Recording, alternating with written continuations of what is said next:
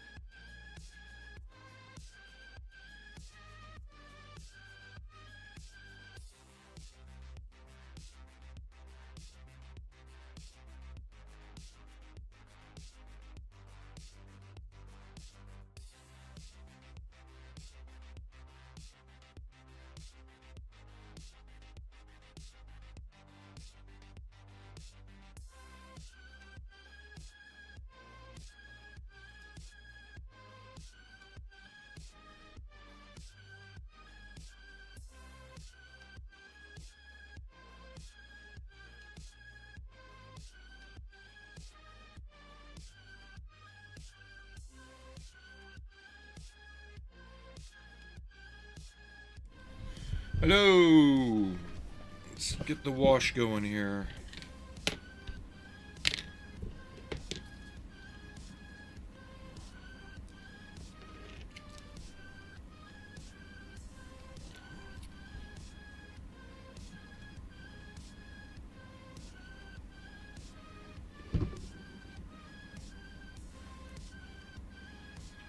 And how was everybody's weekend?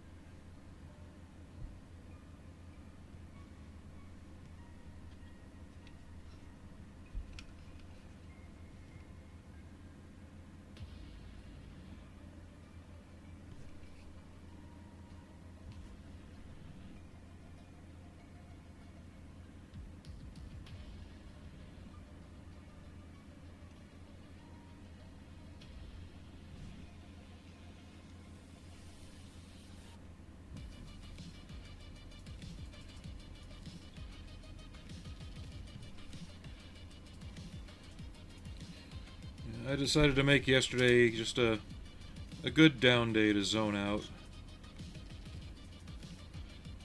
I needed it.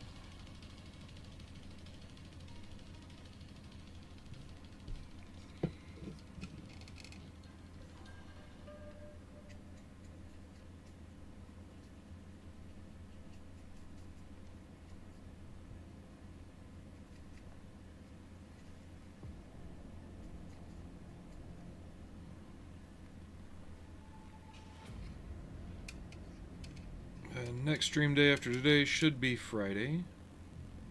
Then after that it'll be Sunday.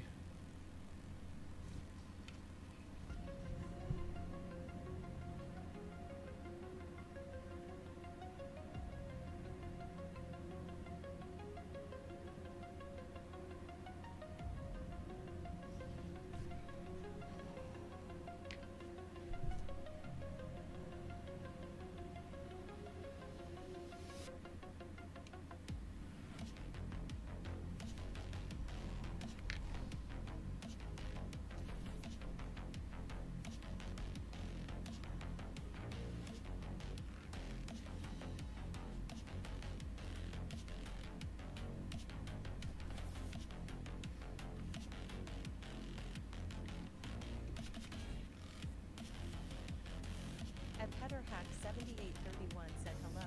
Greetings from Seneca, SK. How you doing? Welcome to the channel. We're just dropping a detail wash onto the Puma for right now. Once that's done, we will flat coat it and then start working in earth tones and dirt effects, things like that. We're just using a simple oil wash right now.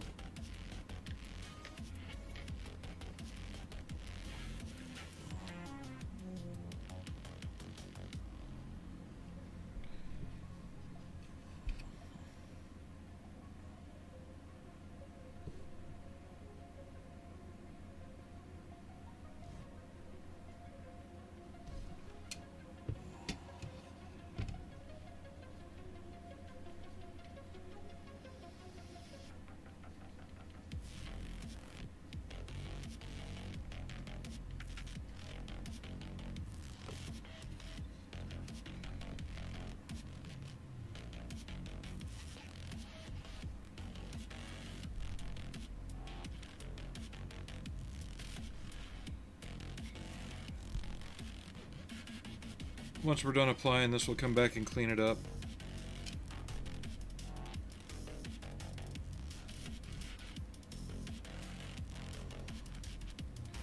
After the flat coat, we'll do some minor dry brushing just to pop some highlights.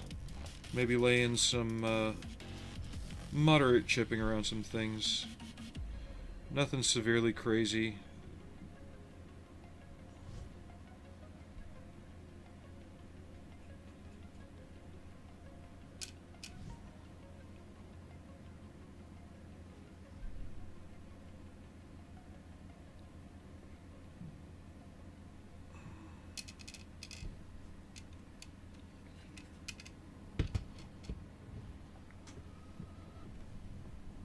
Switch over to a larger brush here in a moment,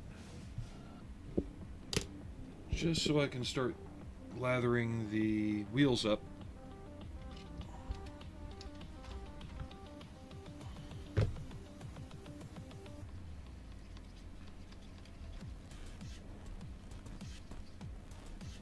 At least the rims.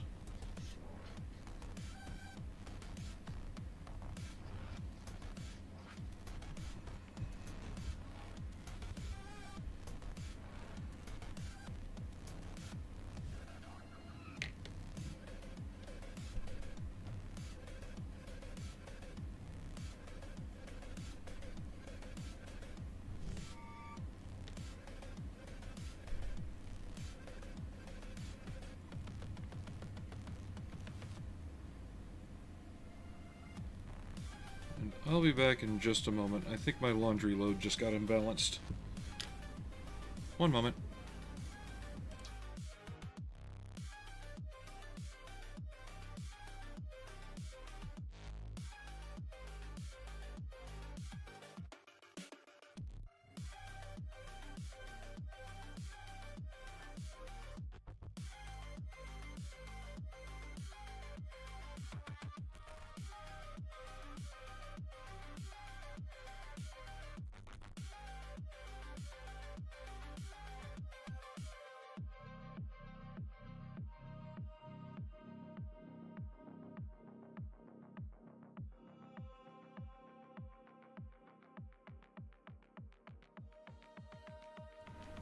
Alright, we're back.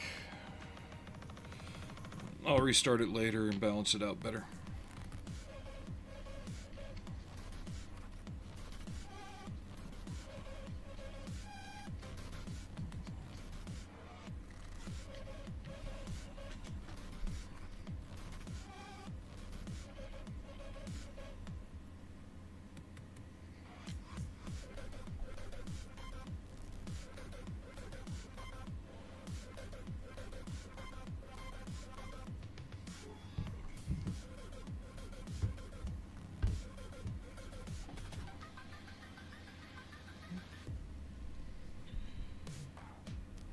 So how's the rest of everybody doing? What are y'all working on?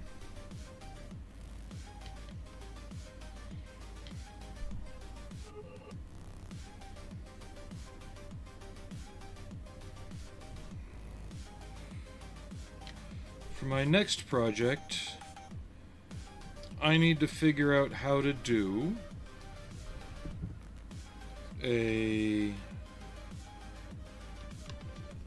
small town New England intersection, at least the buildings and such, in 1/350th scale.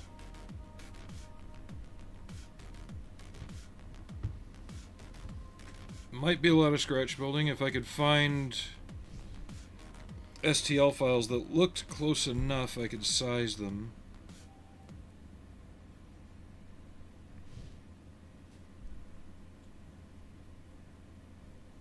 Because I've got a big little project coming.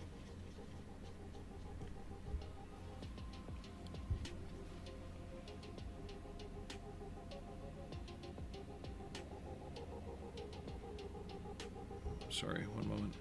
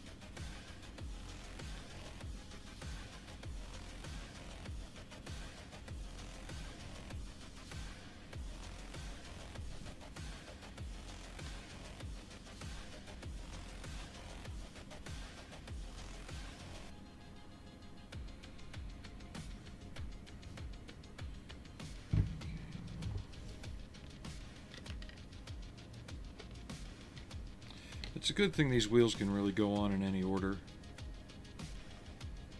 So I'm not too worried about mixing them up.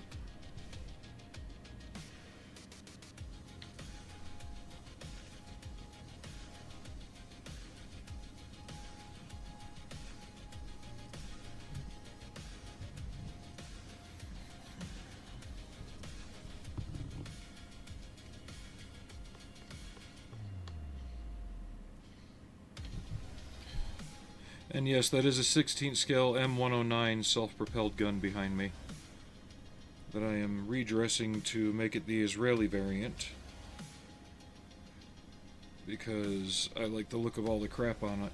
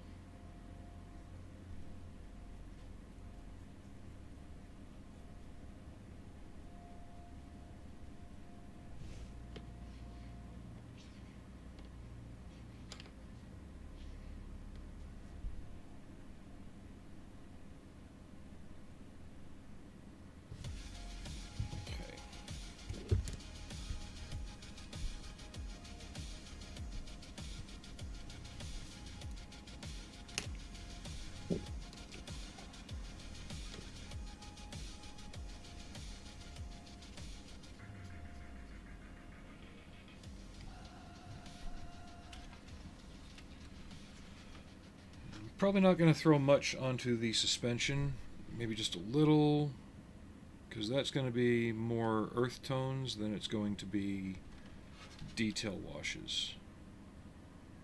If there is any kind of wash or effect down there, it's going to be more of a grease or streaking grime once all the earth tones are on, just to pluck out whatever's leaking or giving that impression.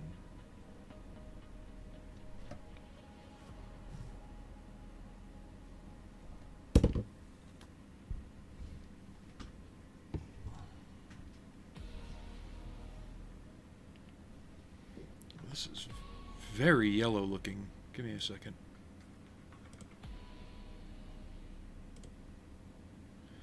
That's better.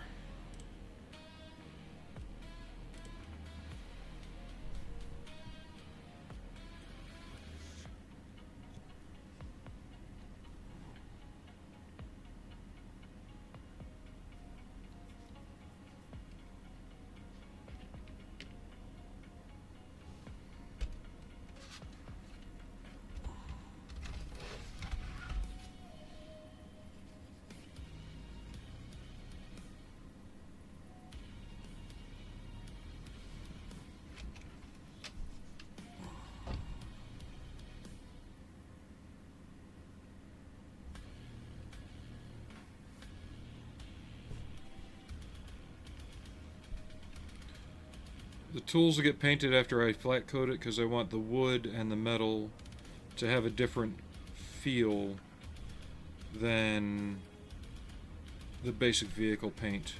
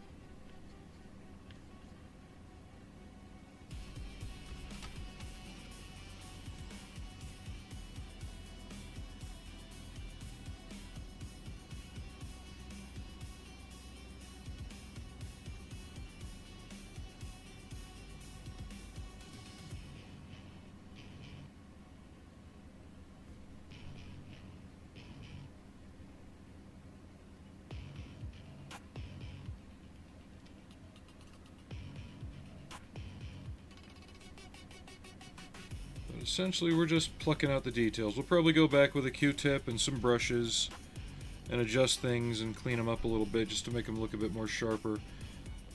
And all this step really does is it throws down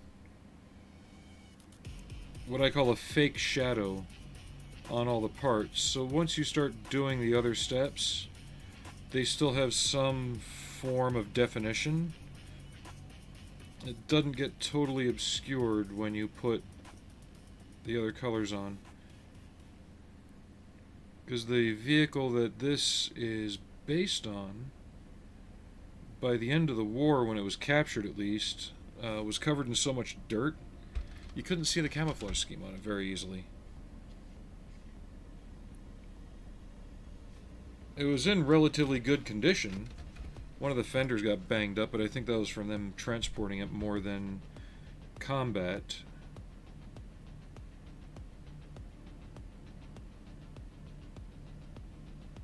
And it seems like the vehicle that was captured was scrapped in the 50s. At least that's what everything's pointing toward.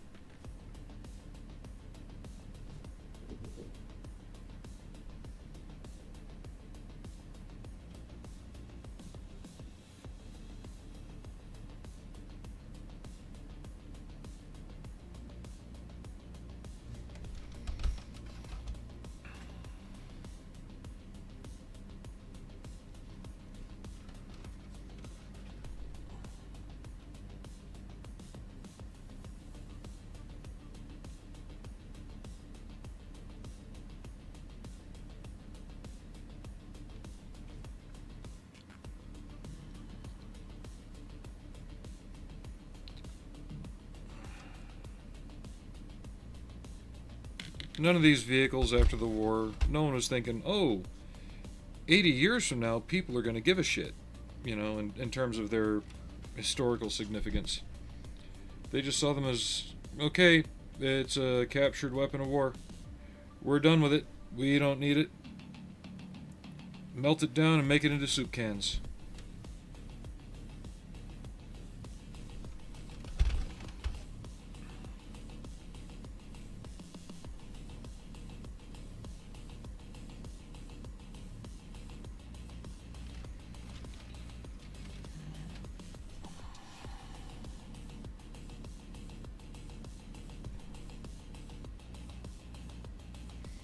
Even the unfinished hull of the E100 met that fate.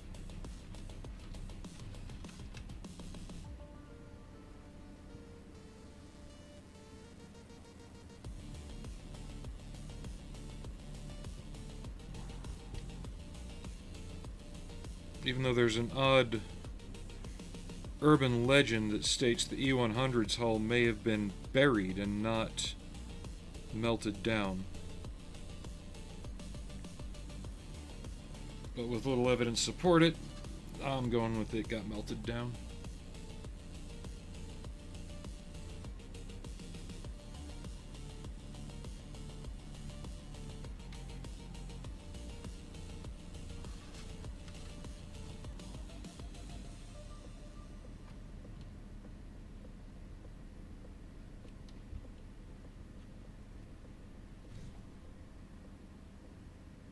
Ed Spagman said we got a soup can hater over here. How you doing, Swagman? Or Swagman? Yeah, Swagman, yeah. Haven't seen you in a while. How you been?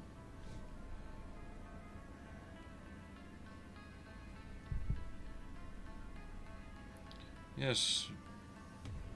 Buy Campbell's soup. You too could own a piece of our military history. Just not know it.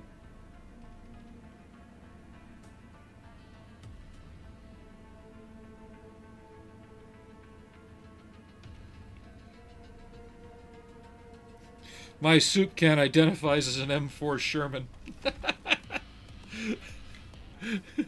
I think we need to put that on a shirt.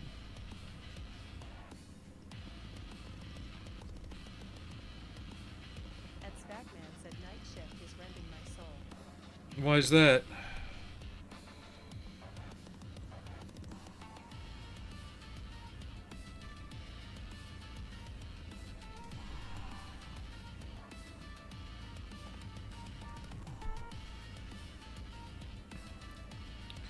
His latest Leopard was okay. It looked a bit muddy when it was done, and I get that he's going the effect that he was going for, which in reality they do look like that when they're on exercise and they're splashing around and everything. At the same time, I would have let a bit more of the vehicle show through, but that's my taste. That's not anything saying he did a bad job.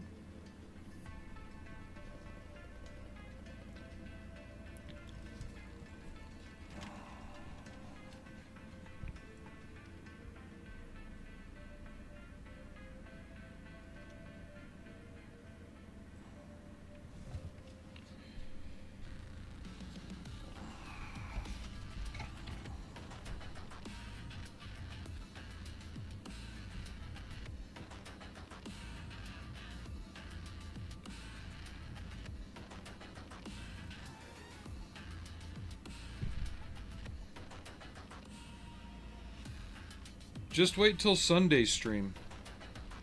I'll have something really nice for you. If you like the M2 Bradley, that is.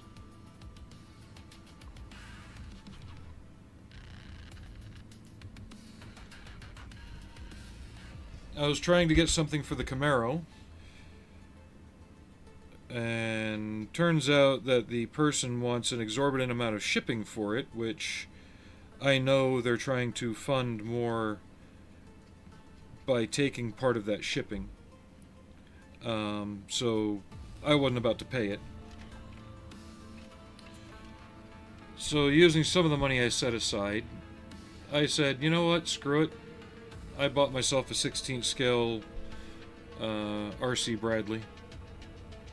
And then in August, I'm going to be saving up now, outside of the usual vehicle save up. In August, or September, depending on how things work, Tongday is releasing a fully functional, amphibious RC AAV7A1 with the external armor. Ed Spagman said my tantalizing midday future shift is always 3 months away. Huh? Oh, you're talking about work. I thought you were talking about night shift, the model builder. Never mind. I'm a fucking moron. Yeah, night shifts always screwed me up too. You can ask Aries about that. I spent the better part of 9 months on night shift. I think I'm one of the few people who left the desert paler than when they got there. And got back to England and people were telling me to get a tan.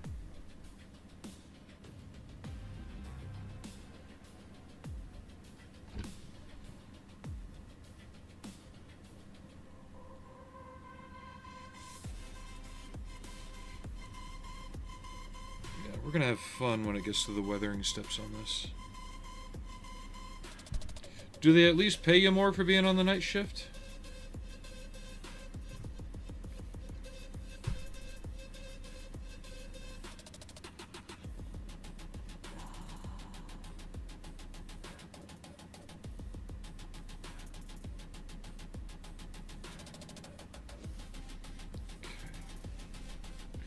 Yeah, this is going to take a while because it's such a big booger.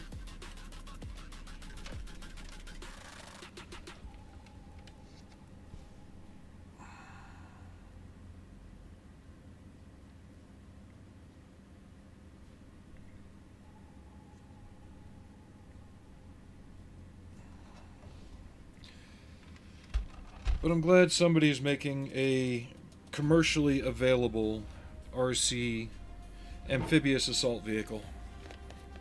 That's going to be fun.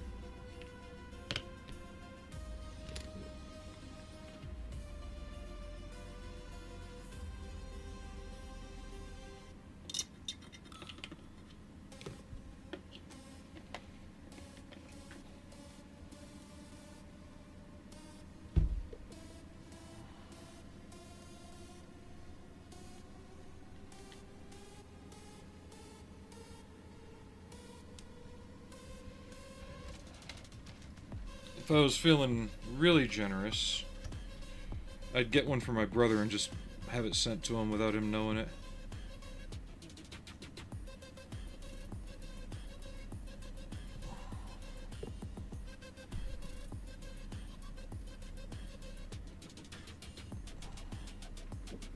Need a bigger brush for this, I think. At Stagman said I get a bit more. Well, that's good, but I know full well the toll it can take on your social life, because the time when everybody else is asleep is when you're awake, and the time when everybody else is awake or open, in case of stores, you're asleep, and you gotta force your own schedule to be off a bit just to do the basics like grocery shopping or laundry.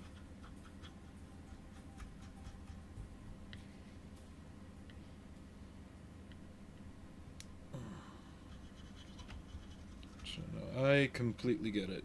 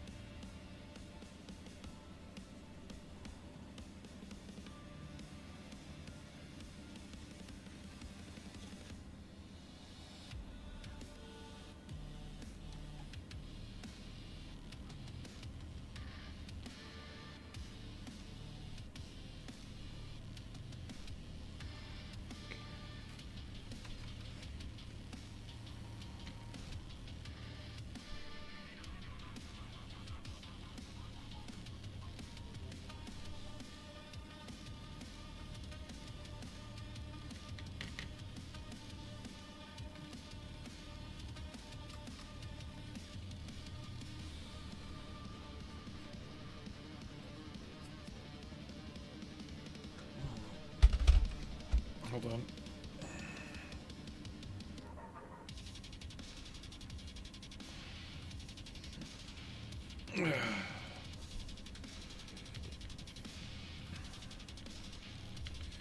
You know, I got my War of the Worlds TV series box set 2 days ago.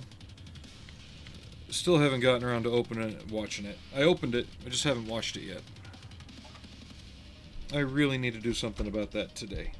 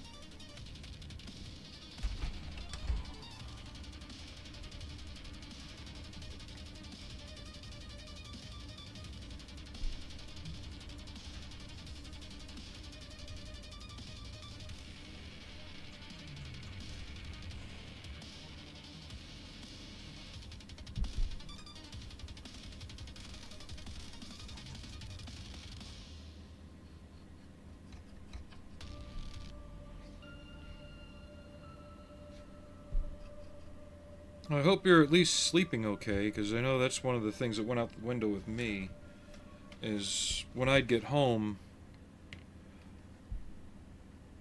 I would literally be up till like noon, 1 o'clock, and finally get to sleep. And then be up around 8 or 9 to go in for the midnight shift. and I absolutely despised it.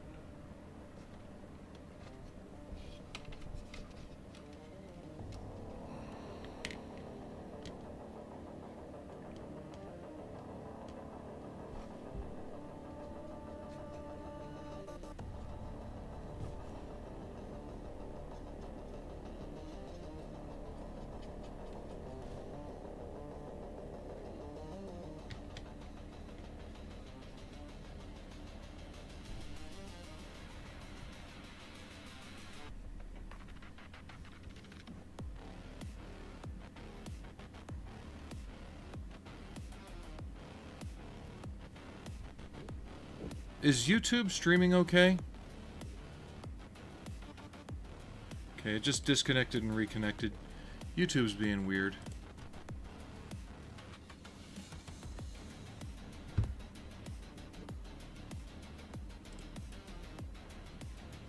Very strange.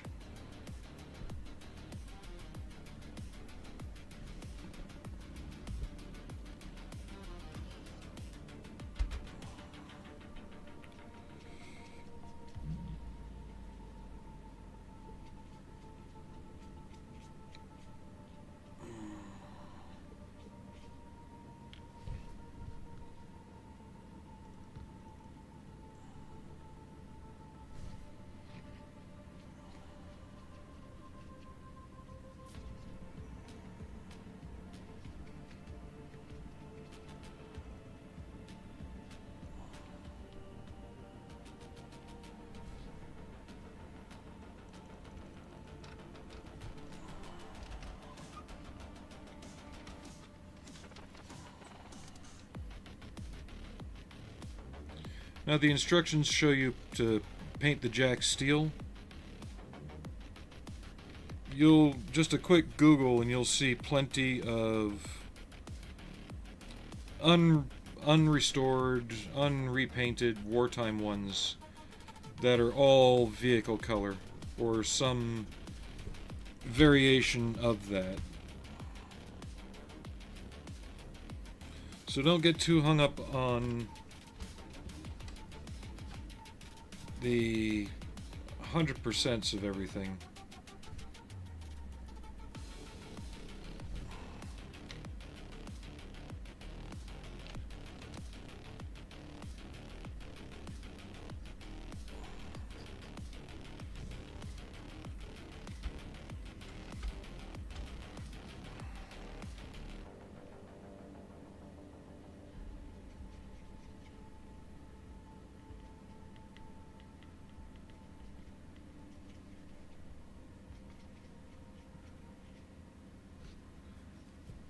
So yeah, anybody watching YouTube, if you could just type something to let me know that the stream is still working, or if I've got to reset everything again.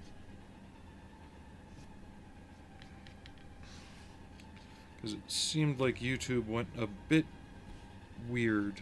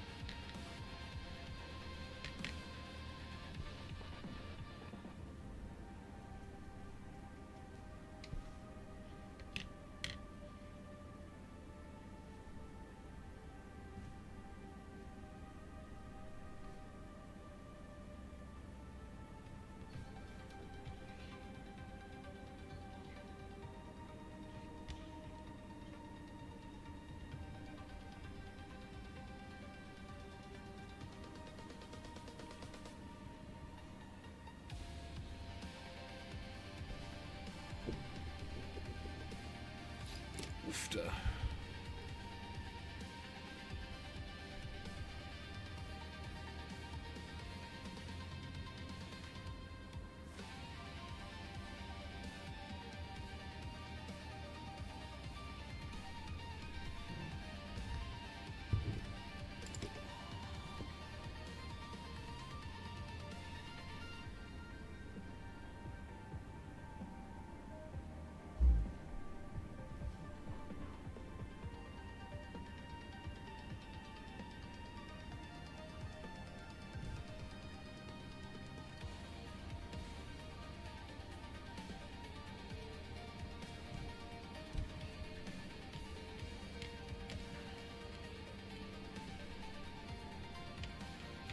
I hope a lot of you have enjoyed my trials and tribulations building this odd vehicle.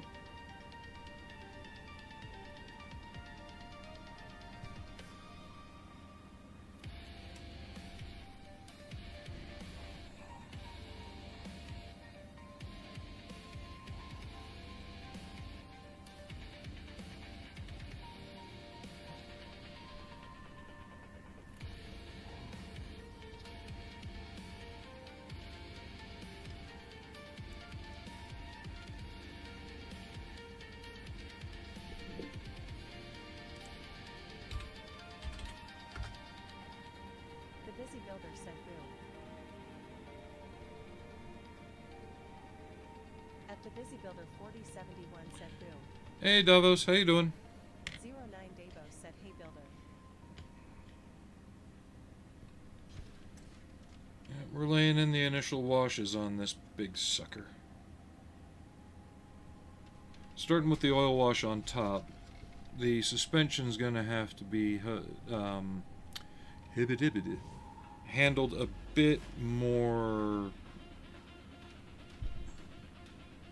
aggressively, I guess you could say.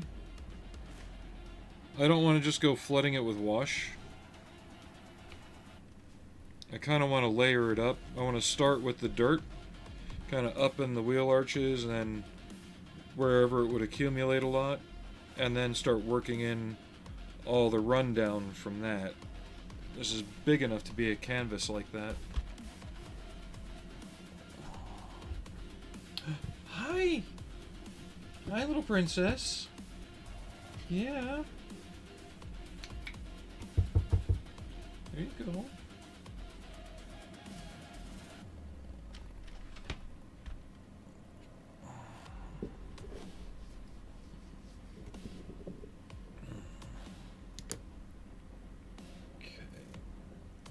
What are you doing?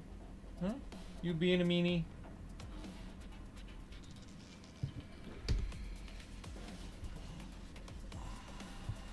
Yeah, you're being a little pain, aren't you, Allie?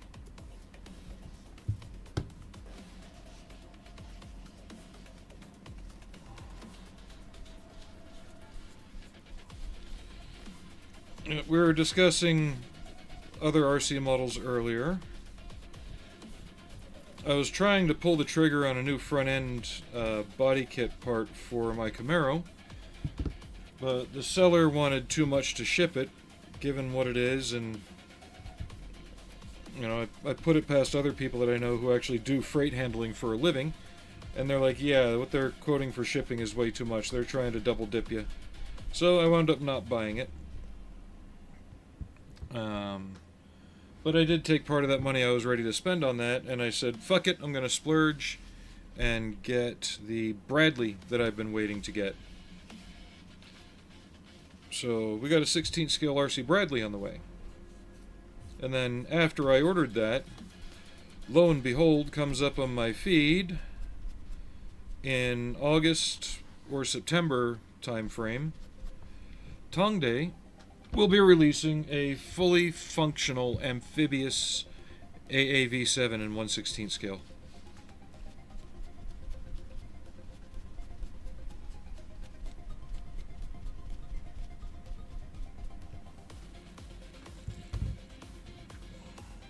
Yes, little Allie.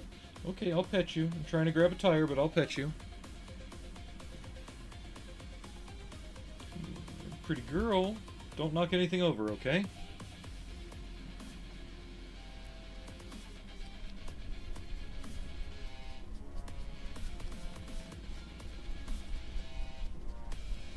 Okay, that's turning out perfect.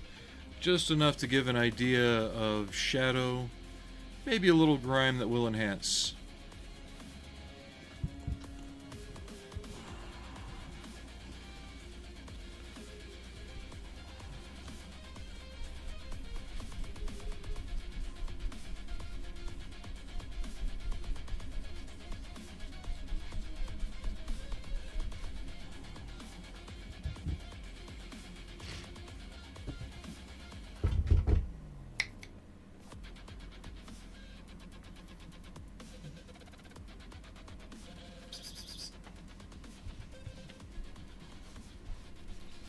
But Friday I need to definitely get down to someplace like Hobby Lobby, Home Depot, someplace where I can get some plastic card of the right thickness so I can finish scratch building the little stuff that I need to do on the M109 behind me. Because once I can get that done, I can get that painted.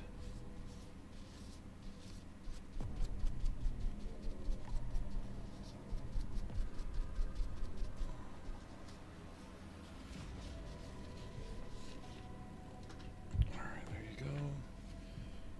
That was a nice little break from the body. I still need to do some stuff on the front end that I just totally forgot to put a wash on, because I'm a moron.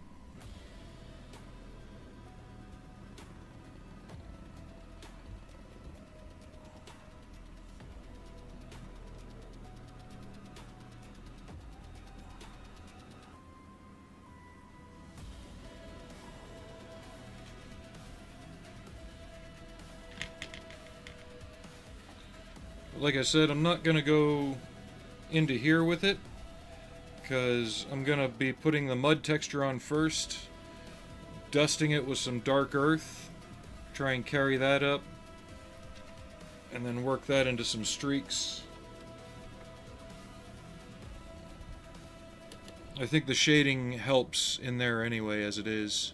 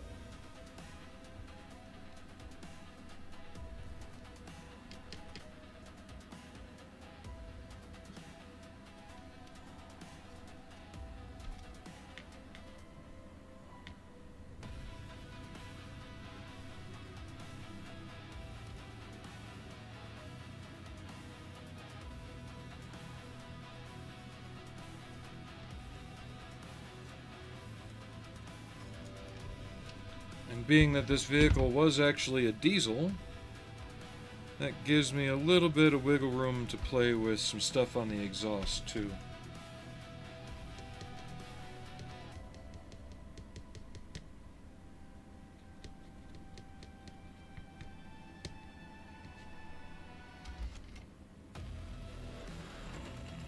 We have to get the spare tire. And I'm not talking about the one around my waist.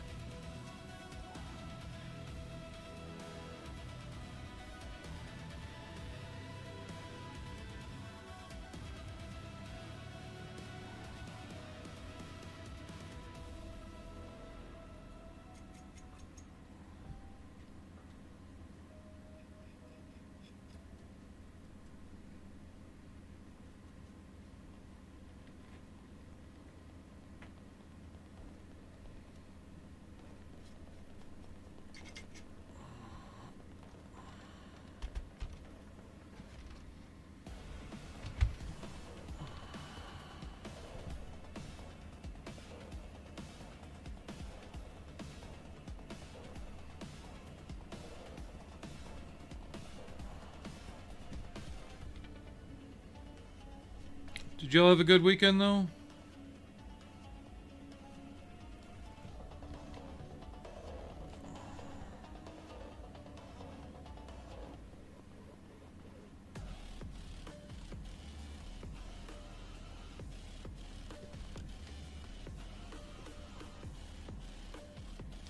Going a little heavier with the staining on the rear deck.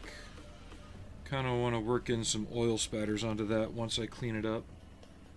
But right now I'm just trying to stain the paint a little more. And we're definitely going to put some dirt on here somehow.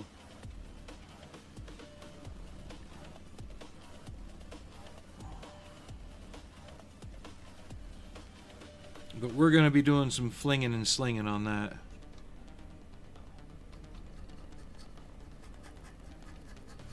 the wash and weather on this might be a couple stream affair, just because of how much of it there is.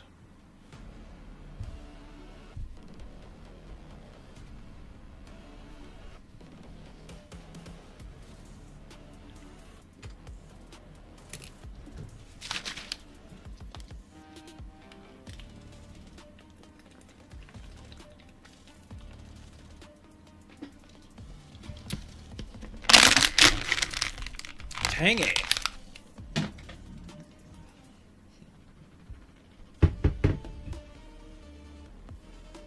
But first, I need this.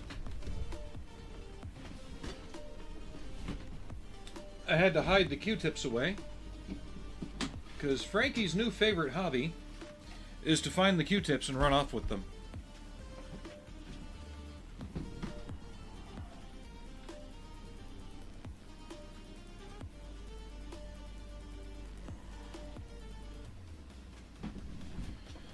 So he comes in the room, ooh, what's this? Oh, great.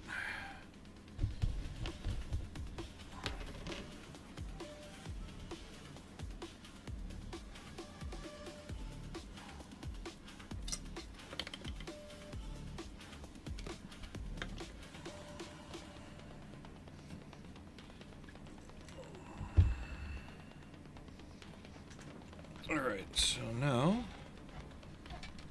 let's clean up a few little things here.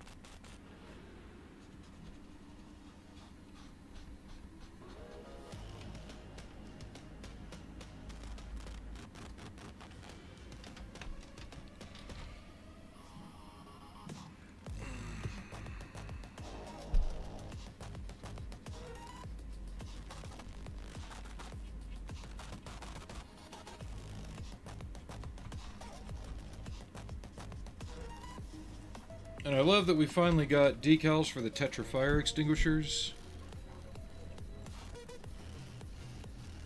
The extra decals for this include the black and white cross insignias. I'll be able to put those on my Stug and finally get that a little further along.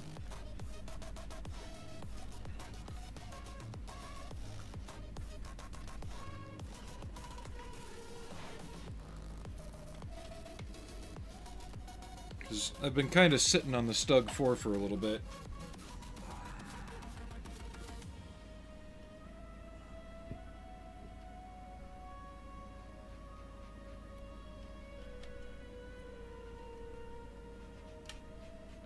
I could have made masks or hand painted them. But these decals should work okay with the microsol and conform to the Zimmerit that I put on it.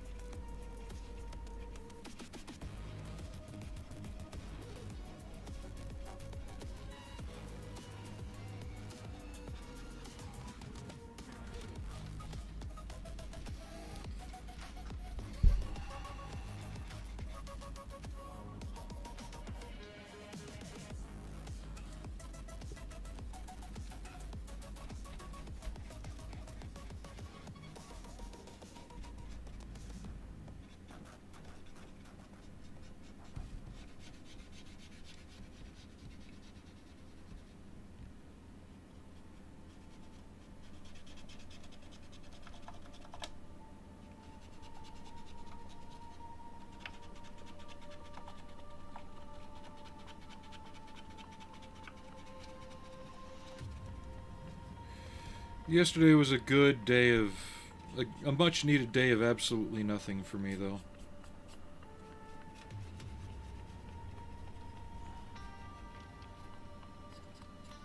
Just went out back, played with the tanks a little bit, cooked up some burgers for the wife and kid, and just said fuck it to everything else.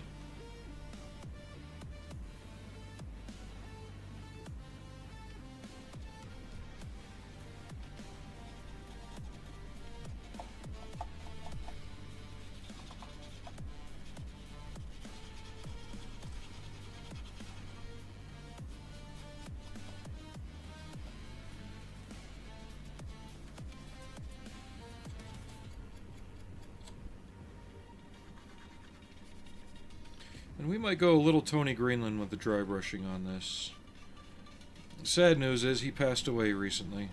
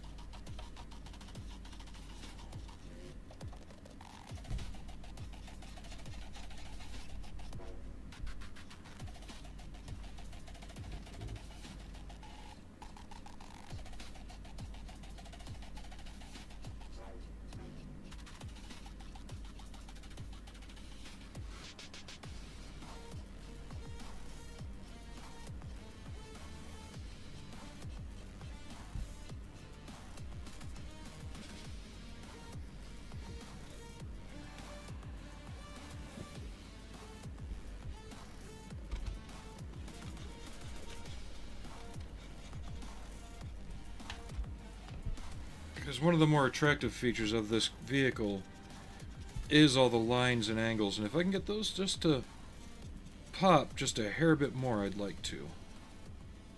So I want to see what we can do about that.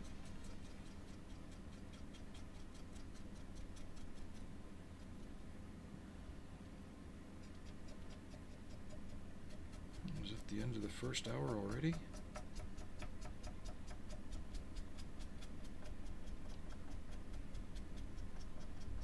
I guess it is, which means it's time for a move-around break as well. At least for me. If any of you have been sitting here for over an hour, also, please get up, move around. Don't need no blood clots taking you away from us early. So I'll be right back, and let me get some music going first, then I'll be right back.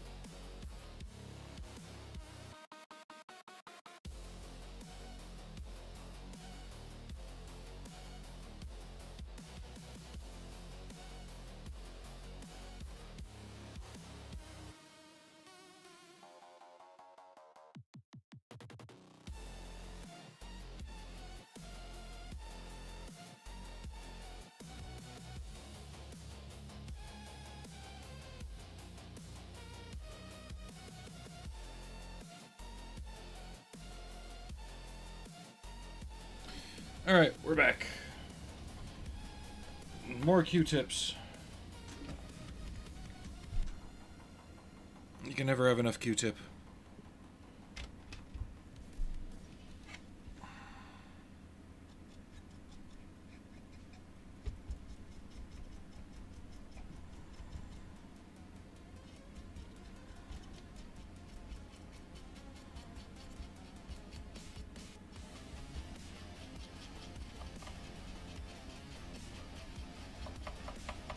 Another detail I'll have to go back and paint once I get the flat coat on is the padlocks on all these side bins.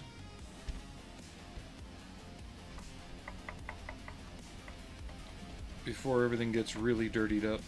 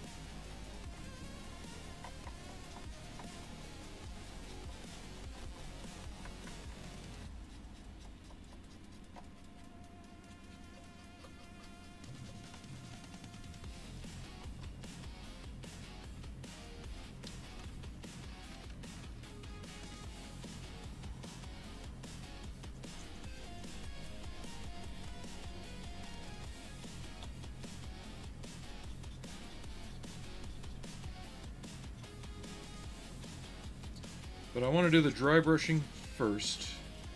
That way I can catch the vehicle highlights and like the tool clamps and stuff.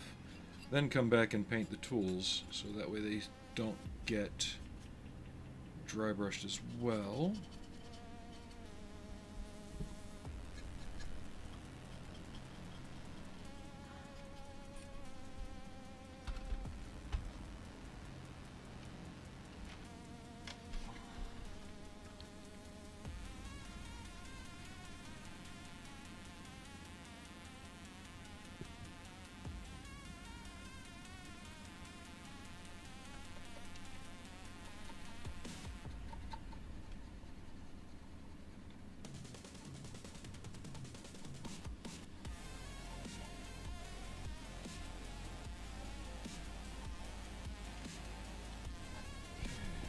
Last bit is the turret cleanup.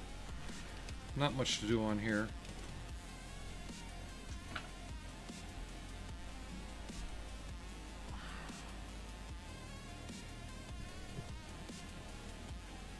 Could have sworn Arnie got down to walk around the room.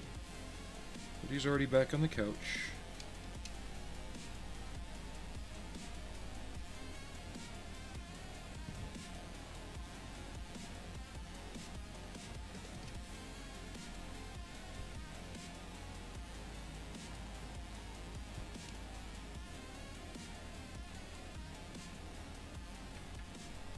Everybody else doing okay though, and enjoy your longer weekends? You guys had a bank holiday weekend over in the UK, right?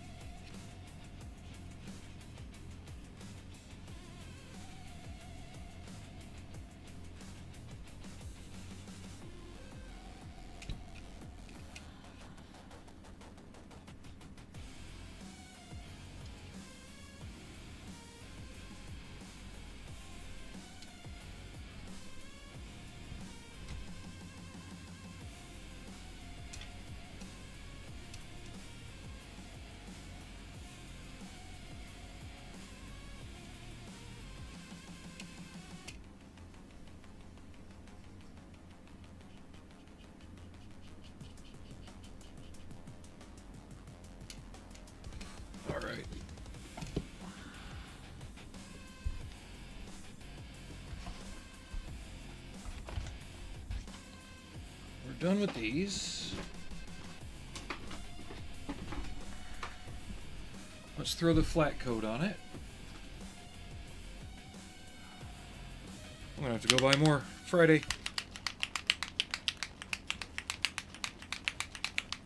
Looks like Friday is gonna be a big hobby shop run day for me.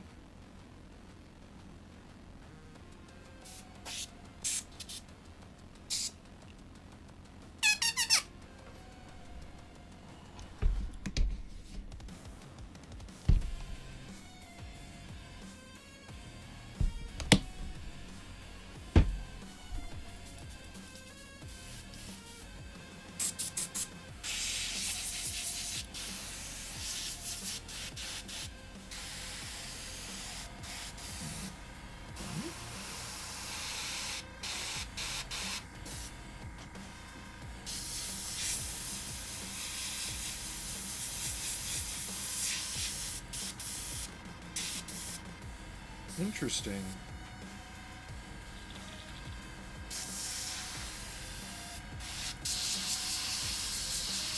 You should still be able to spray okay.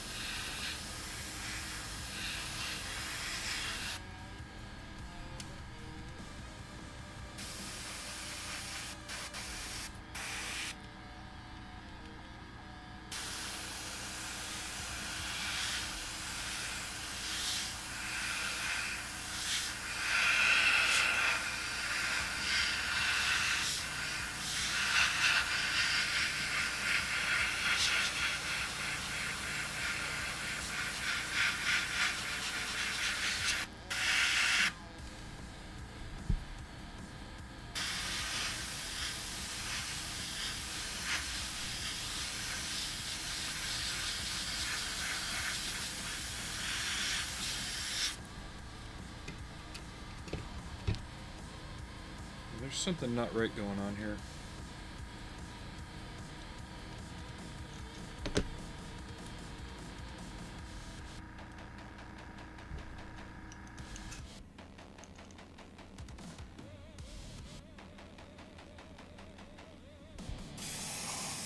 That's better.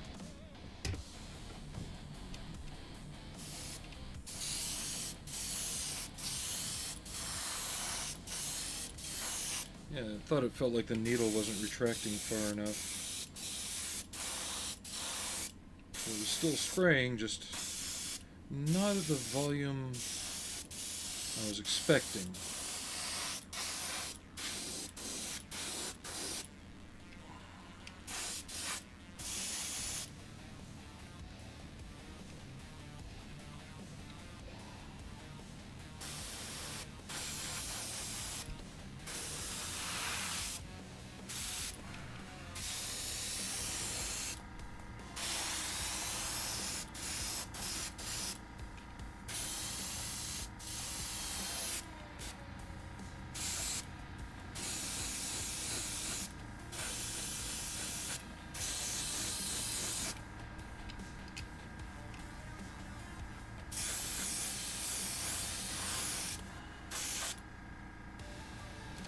Let that dry, then come back and adjust anything that needs another coat.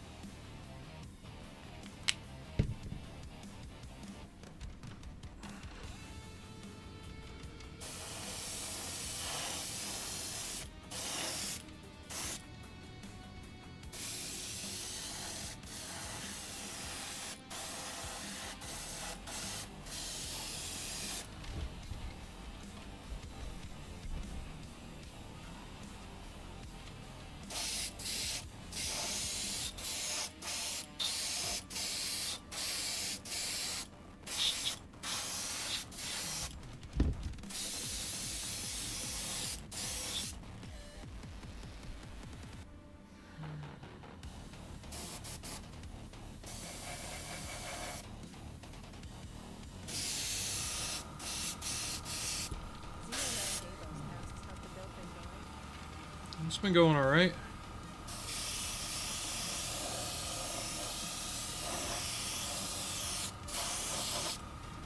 Everything fit together fine, just wish the instructions weren't as screwed up as they were.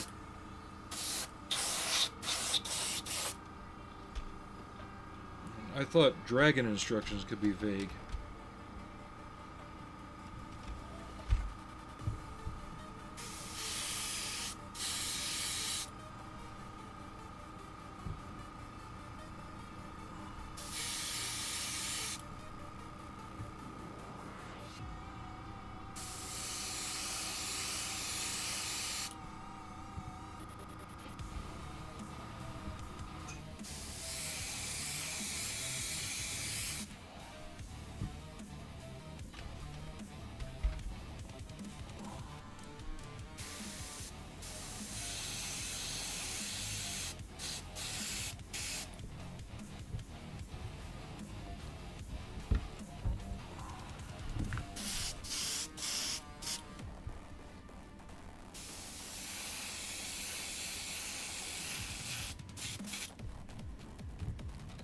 How are things going for you?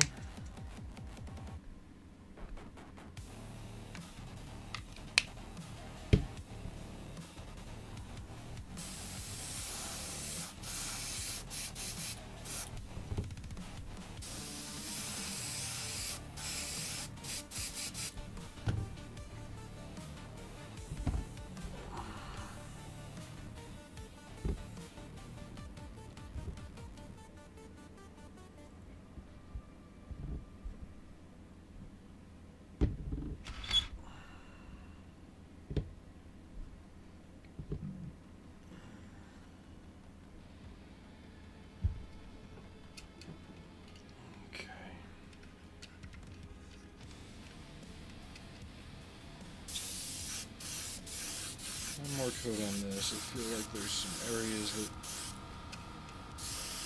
just need to be evened out a bit more because of how unevenly I was spraying it before.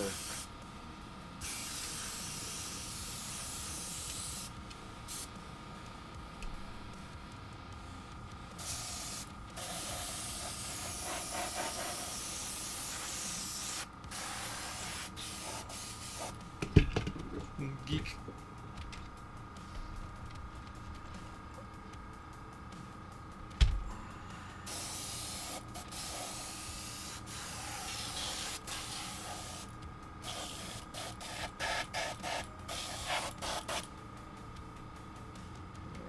Clean out the airbrush, brush paint some tools, and start slinging some dirt.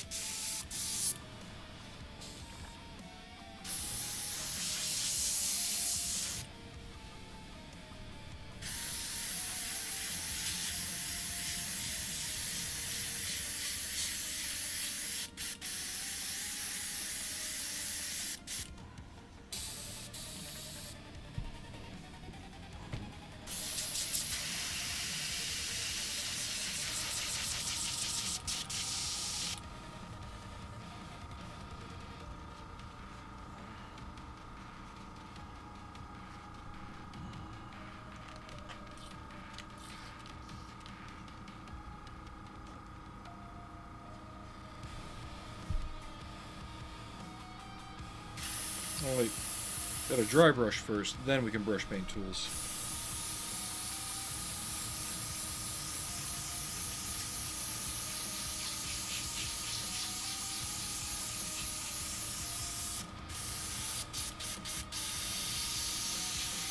Silly me, almost getting ahead of myself.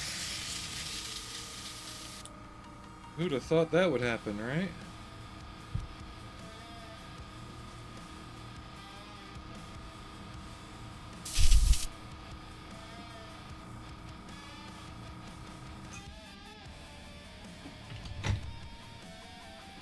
So we'll get the base color back out first.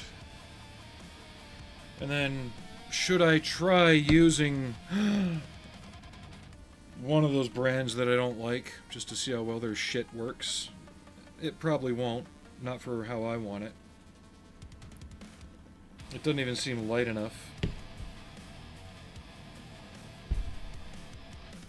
But you gotta start with the base color first.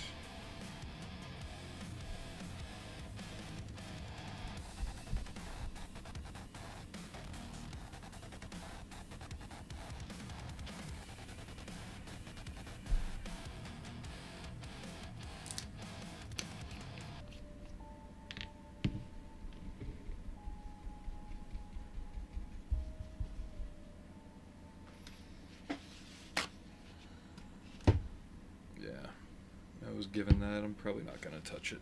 It's not light enough anyway. After this, I need to go up another color.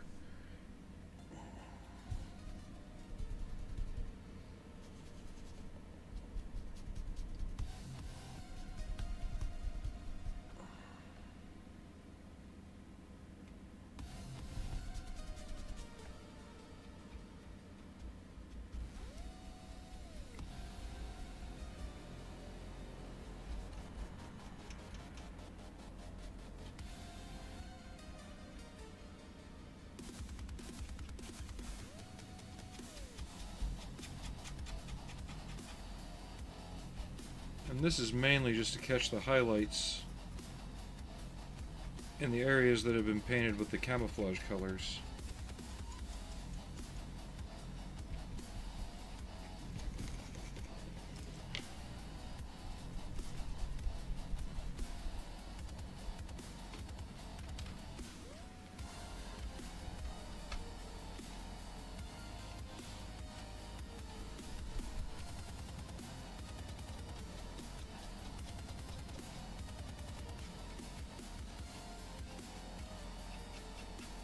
Not trying to go for anything super stark.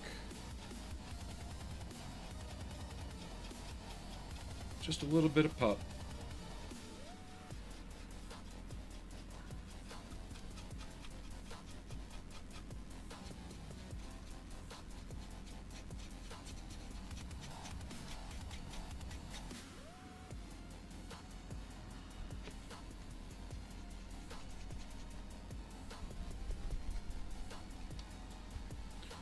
I've seen some people's idea of dry brushing.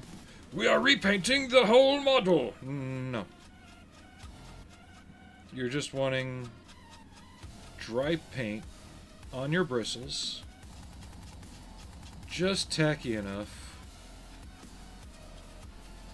to catch your highlight edges. So things like your bolt heads, edges of details there. It might fade the upper parts of the panels some. It's just a byproduct, it's not what you want ultimately.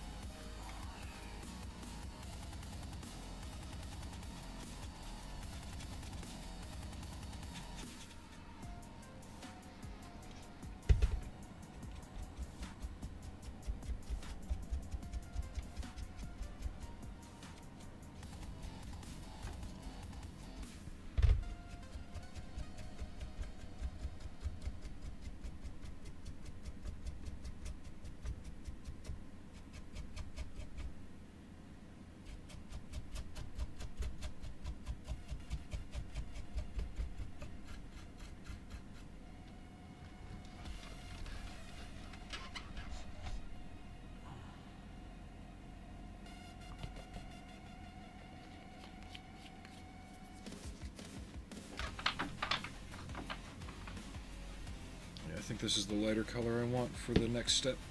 Okay.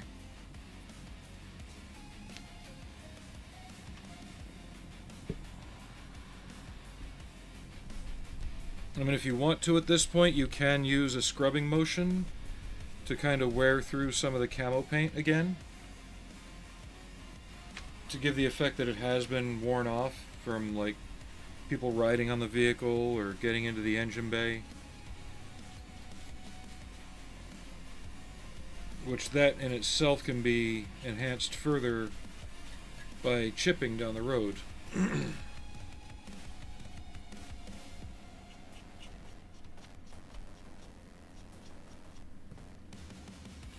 I'm just going to give these a little dust just to pop their corners.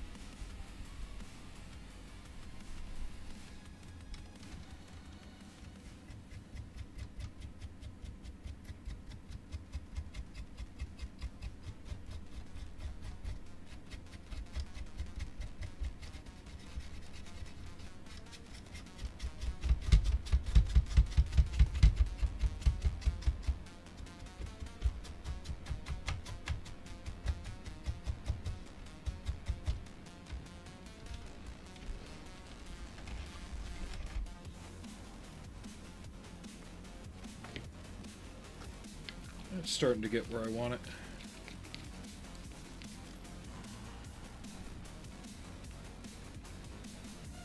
You can see how the very light dry brushing is starting to get things to pop around here.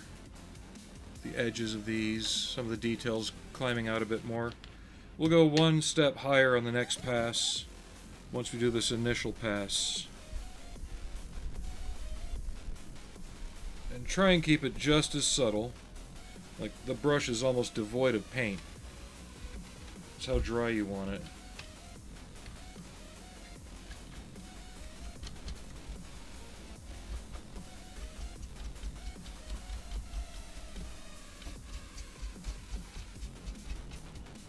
Mr. Pigment asks, who does the 1/16th Puma? It's TACOM by way of Das Werk. There's also an RC one that's been out for years, but it's like $800, if not more.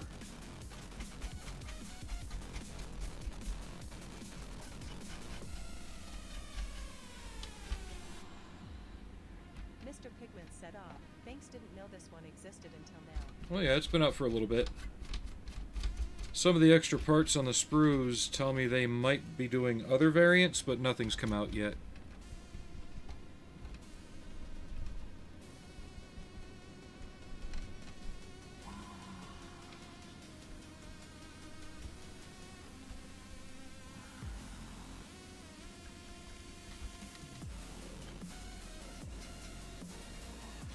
And welcome to the channel.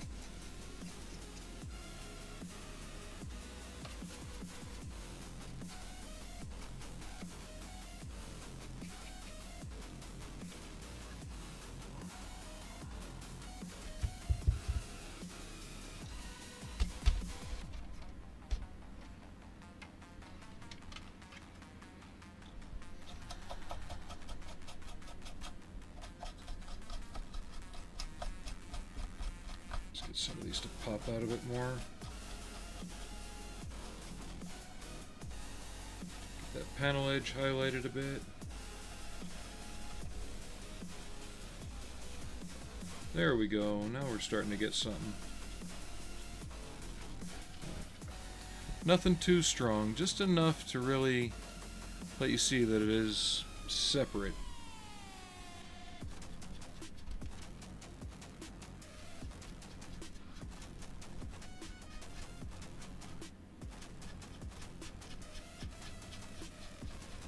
It's not a terrible kit. Instructions are not the best at times.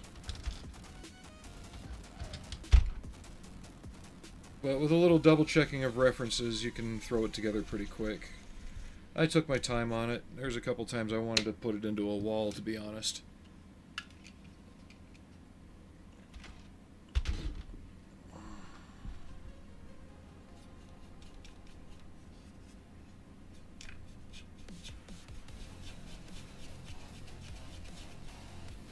Mr. Pigment said, LOL. I'm that way with most tacky kits.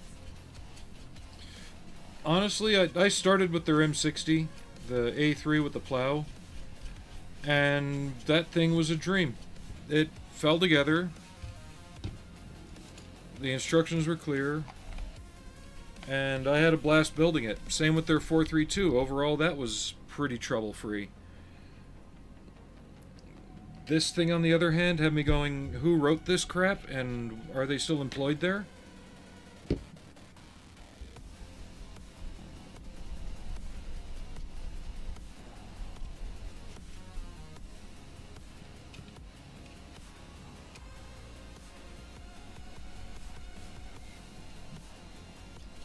Current stream goal is to get their 16th scale Leopard 2A7V.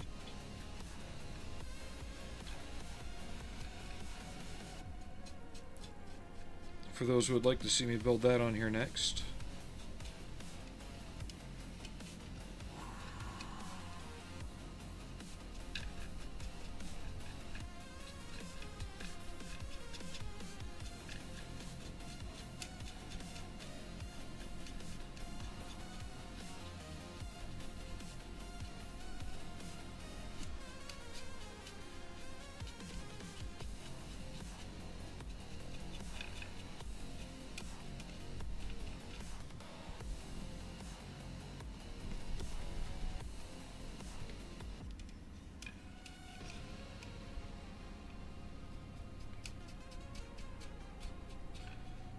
But I also chose the harder suspension alternative on this kit, where I should have just gone with the plain Jane one and called it good.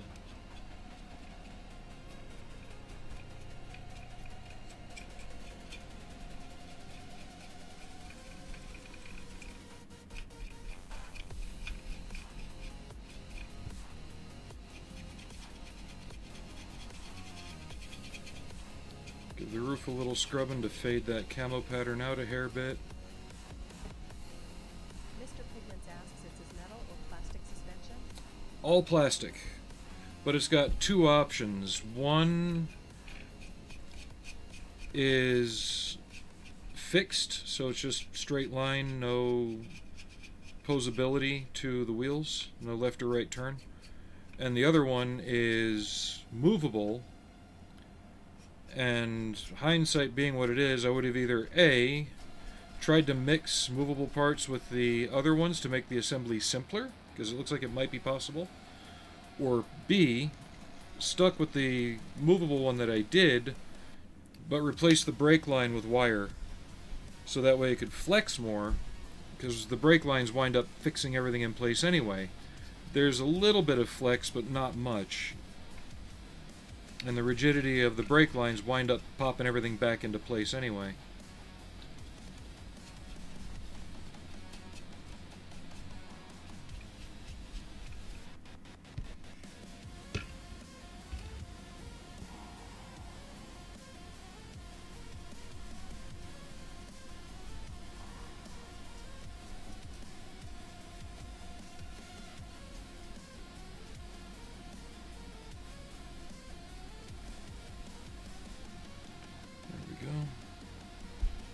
You can see how that got pulled out just a little bit.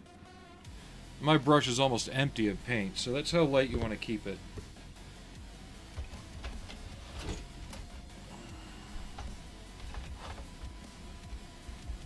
But so far the 234-2 is the only one they make in 16 scale.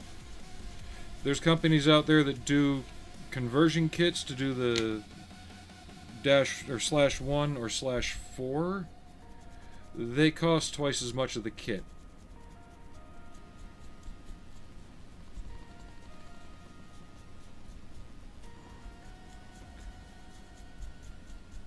I was hoping to find something like some STL files that I could just drop inside, like an engine bay or something.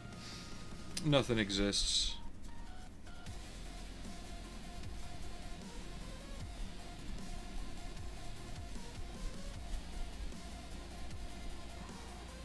Would have been nice, because the engine hatches all open up.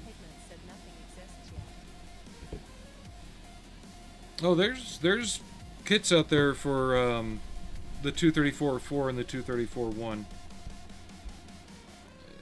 But like I said, the kits cost more. The conversions cost more than the base kit, so not exactly something I want to spend money on.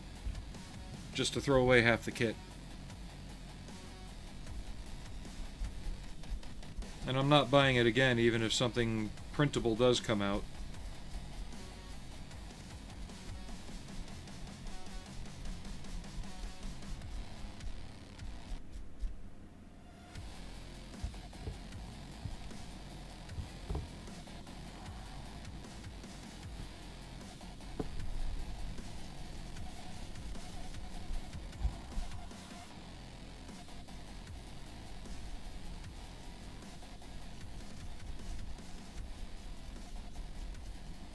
These are going to be getting dusted up pretty good too. Mr. said, I've hired a few modelers who do some 3D files I ended up publicly releasing for free at one point. Never know, I might do it with this one if I get around to it. Well, too late for me, unfortunately.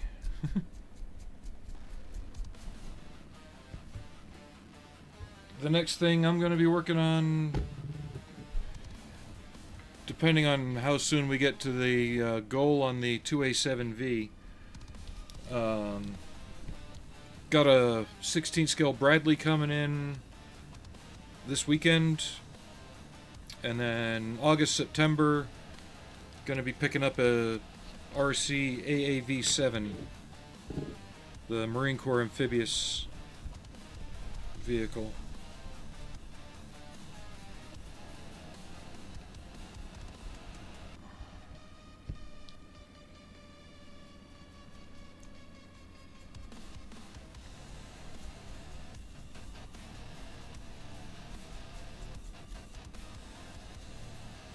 And it looks like the AAV will have working water propulsion jets on it. So we'll have to see how that one goes.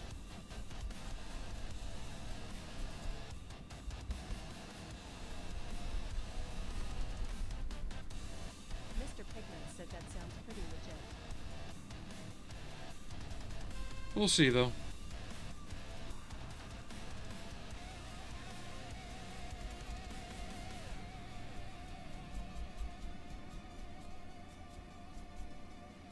Go. Now let's get the lighter shade out and just go over a couple little spots here and there. Not going to worry about the wheels again. They're getting dirtied up after this, as well as the undercarriage. Mr. Pigman said I wish I was retired so I had time to build and paint my model kit. I'm not retired. I'm just off work today. Hey, Arnie boy. I wish I was retired, period, just so I didn't hurt all the time.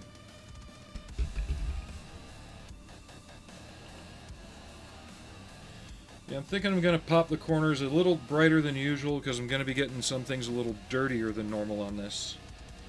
And hopefully what I do to dirty it will knock down that intensity a little bit. We'll find out.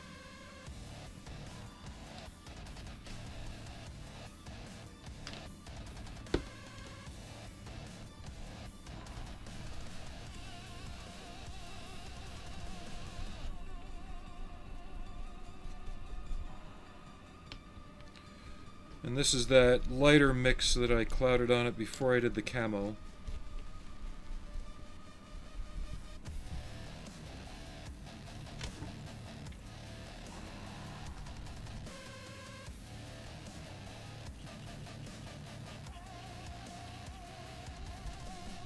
And I might be getting it on so light it's not even really noticeable.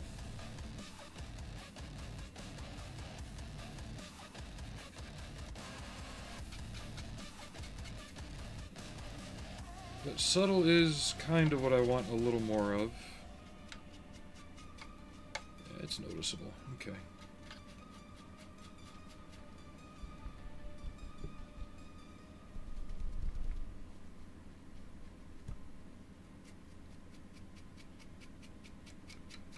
I just didn't want it crazy bright, but bright enough.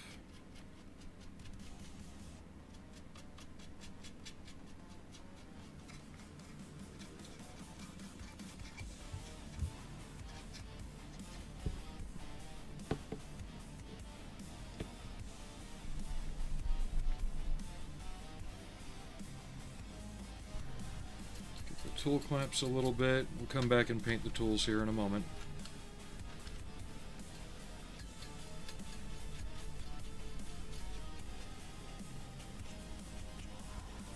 Davo said, "Hey, Mr. Pickens."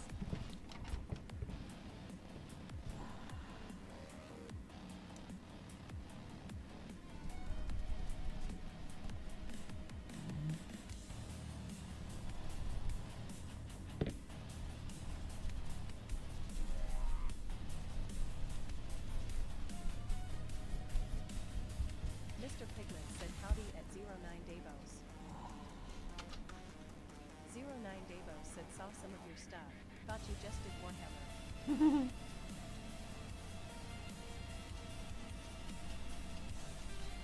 Warhammer builders got to start somewhere.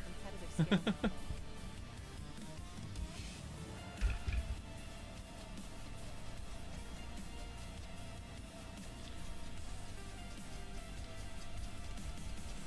Yeah. Saying, I wonder if people will like this at the show, is about as competitive as I get. If it wins something, it wins something.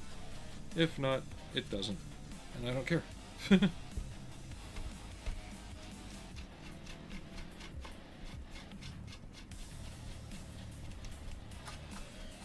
Davo said, I haven't seen enough of your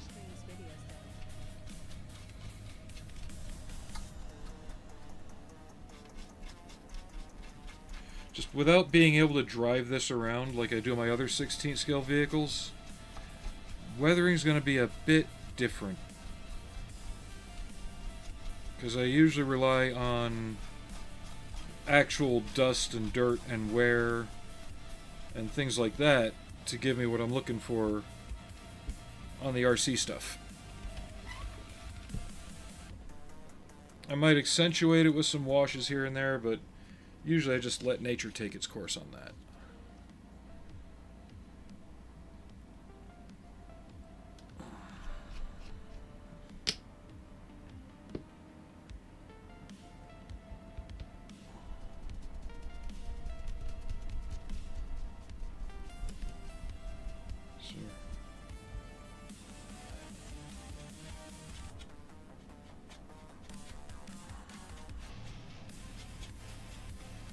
Kind of letting the flat of the brush do the work.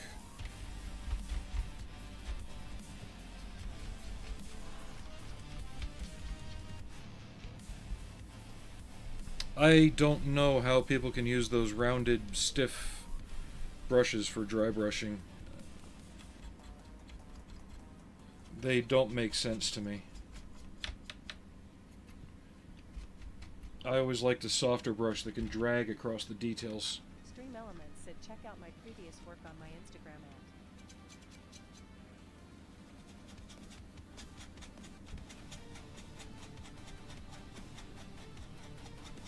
09Davo said they're the ones Ammo wants you to use though, haha. They're the ones everybody wants you to use. Ammo, MIG, Games Workshop. It's not just that. It's like, I don't know.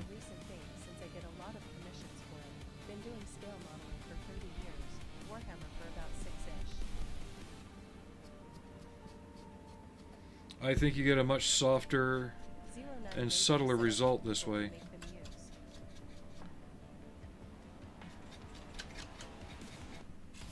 Okay, that didn't make any sense, but...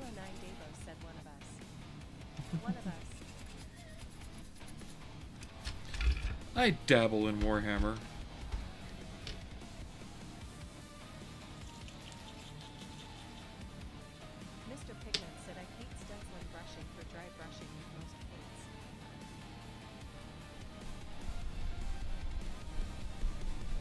Is that what those are? Those rounded ones are stencil brushes? Because you can tab them?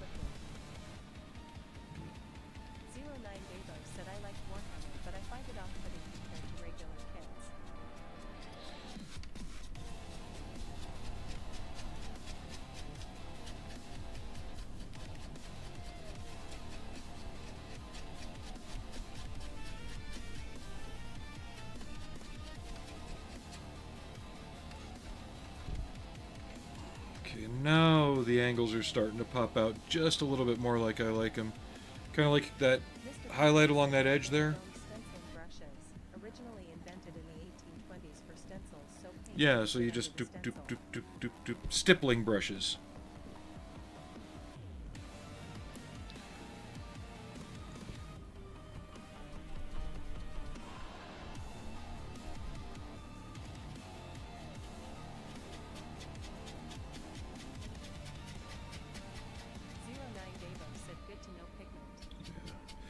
Don't get me wrong, they have their uses, but not for what I want to do, you know? Or, like, if you wanted to represent camouflage that's applied in that way, just... I'm sure there's somebody out there who took a mop to their vehicle and just... You know?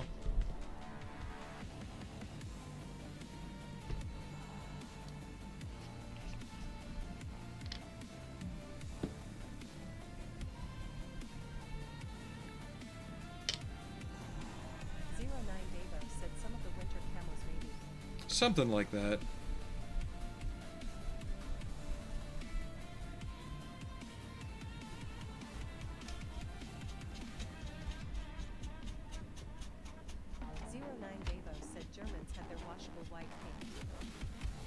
And usually they just threw that on with whatever they could find. If they were lucky, they had a unit with a working compressor and a spray gun.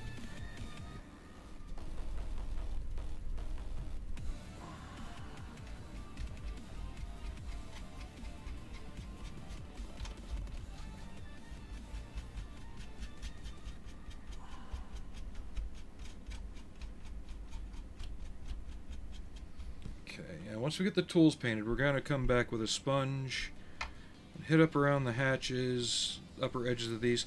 That's another reason I wanted to dry brush it first. It helps get that lighter tone in, but it also helps the chips stand out without having to be huge. Oh, what do we got?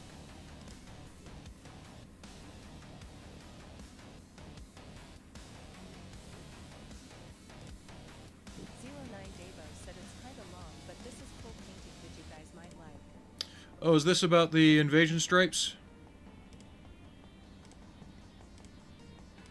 Or just painting in general?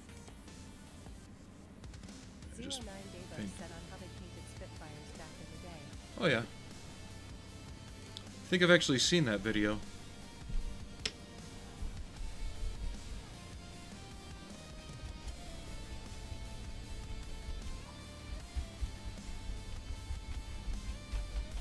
But this just goes to show you how we all have different ways of doing things, and different scales have almost different requirements because of the way you're trying to play with those details. Like what works in 35th scale won't even show up in 16th scale for some things. And what works in 16th scale and what works in 16th scale is too big for 35th scale. Mr. Pigment said mostly because funny. My RC Leopard 2A6 has a miniature broom on it for sweeping off the vehicle.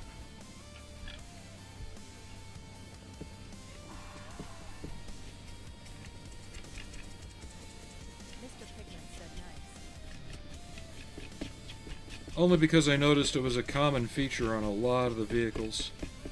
They just stuff it behind the smoke dischargers on the left-hand side of the turret. Mr. Pigment said I only have two 1/16 scale models. And they are? Said, and one I broke almost instantly. I'm sorry.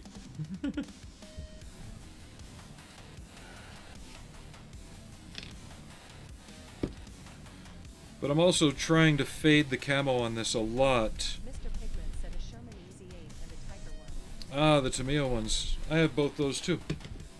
The Easy 8 I just put... 09 Davo said time for another cup of tea. The Easy 8 I just put a short up for yesterday. Oh, Tacom? Ah.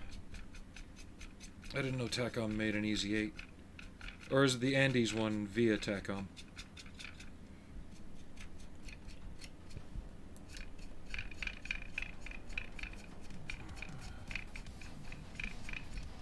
Mr. Pigment said it's the Andes one by Taco. Gotcha. Yeah, I've got the Tamiya ones. I backdated my Tamiya Tiger to a Winter 42 Leningrad Tiger. Number 100. 09 Davo said picked up the old Airfix 14080 Lee Lightning the other day. Part of me has wanted to try the new one because I heard the fit is phenomenal. But Airfix must be run by a subsidiary of Games Workshop lately because their prices are just ridiculous.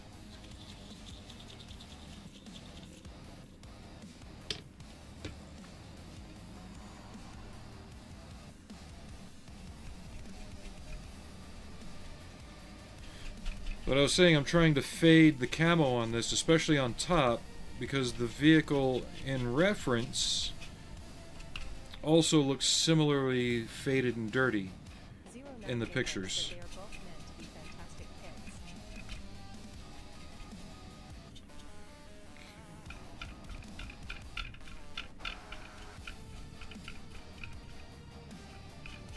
I just hope what I'm doing makes sense and when I'm done. Give the engine deck one more pass with stuff here. 09 Davo said the F1 has a really odd front end though where nothing fits. What, the F1 Lightning?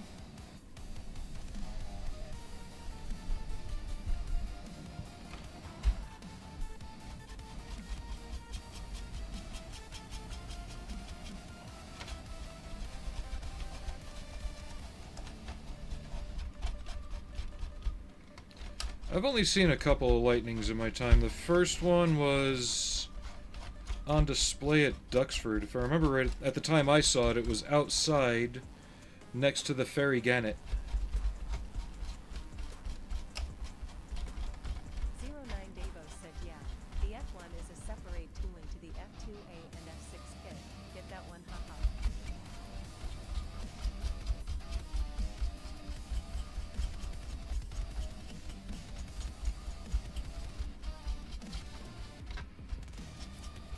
Yeah, the Lightning is a lot like the F-104.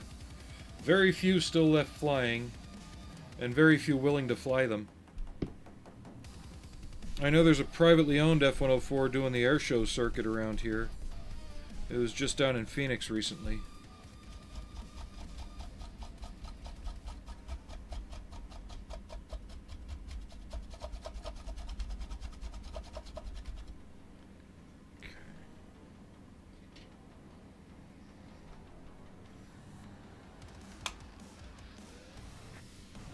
And these little vents are absolute buggers on this kit too.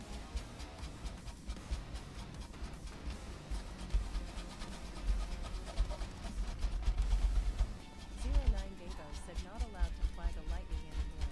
It likes pretending it's not on fire when it is in fact on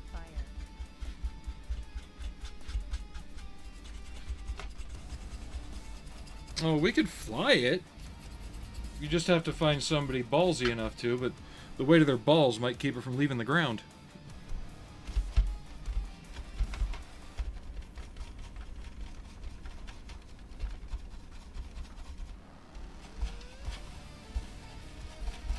Like I said, we might get a little old school Tony Greenland and Verlinden on this in the way we handle the overall look of it. I'm not going for that hyper-realistic, you know, million chips effect. We're going more for a box art kind of look. Still be a little bit of dirt and stuff on it, but nothing like what people are accustomed to seeing today.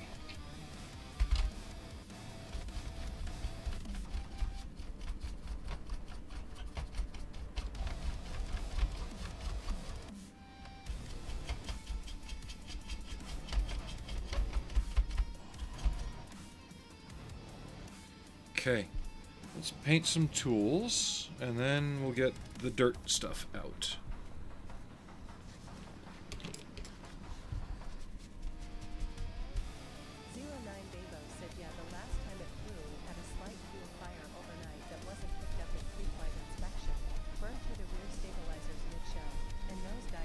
Jesus.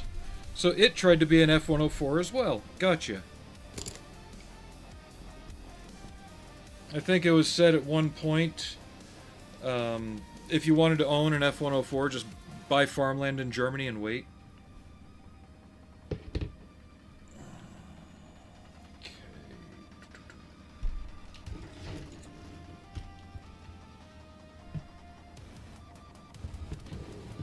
So I need wood.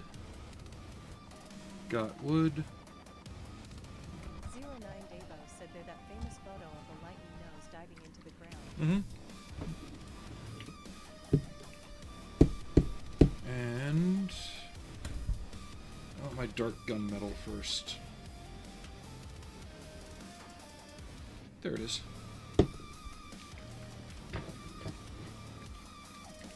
I don't know when we're going to get to painting the crew. We will eventually. I really am just taking this thing one day at a time.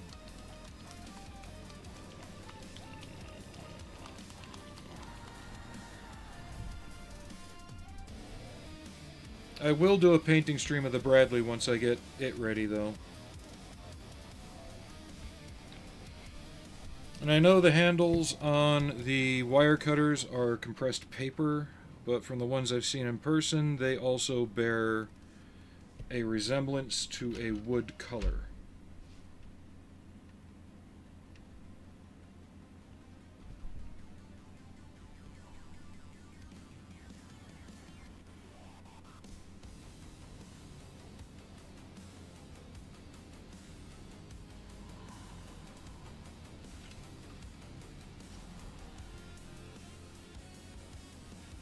At Brain Baru said this is really good 100 points emoji 100 points emoji. Thank you for that. Welcome to the channel. This one's definitely been a labor of love, but I like how it's coming out. Kind of just playing around with it. Like I just said before, I don't want to get stupid crazy. A lot of these didn't last very long when they were on the battlefield. And a lot of the reference images we get of them are after they were captured, after they'd been sitting outside in the elements for a while. So it's anybody's guess as to the ultimate condition that they were found in.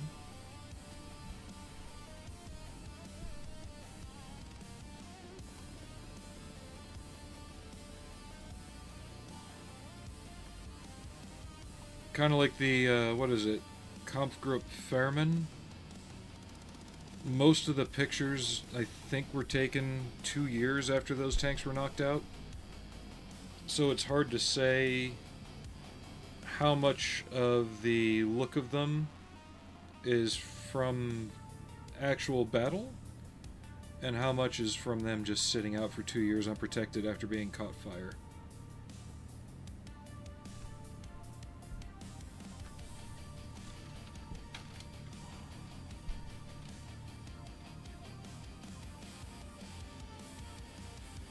Everybody likes to romanticize the idea of a last-ditch group of tanks from a training school thrown together with barely functional vehicles and thrown out to the wolves, when it's probably a lot simpler than we think.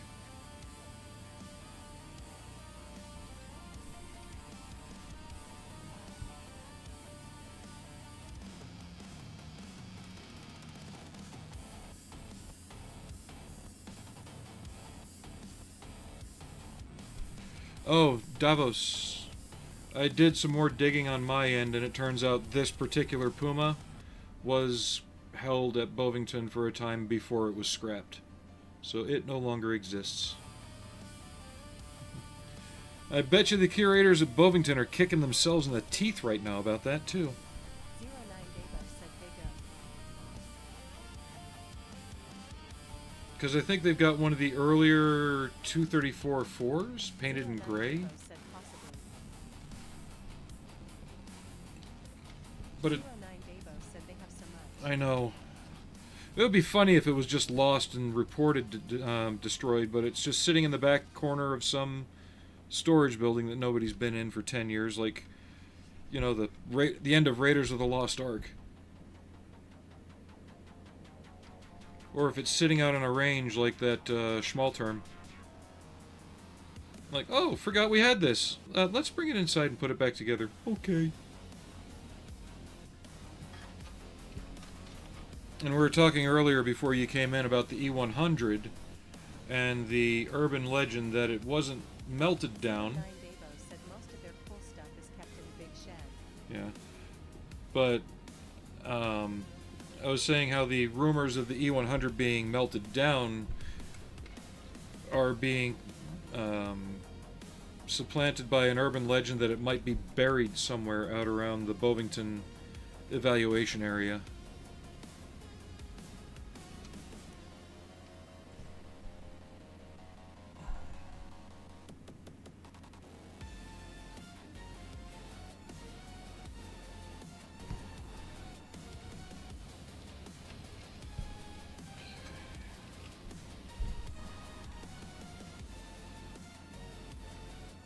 But again, I see that as just a legend.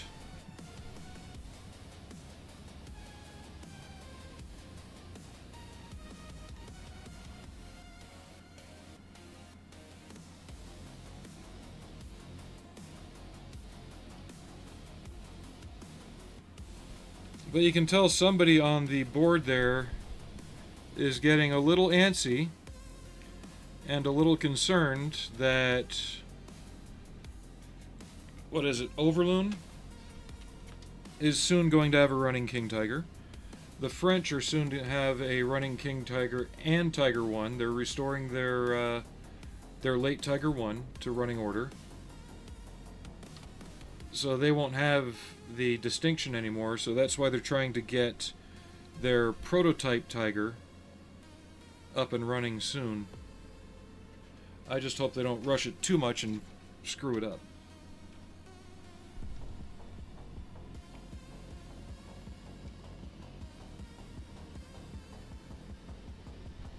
Okay.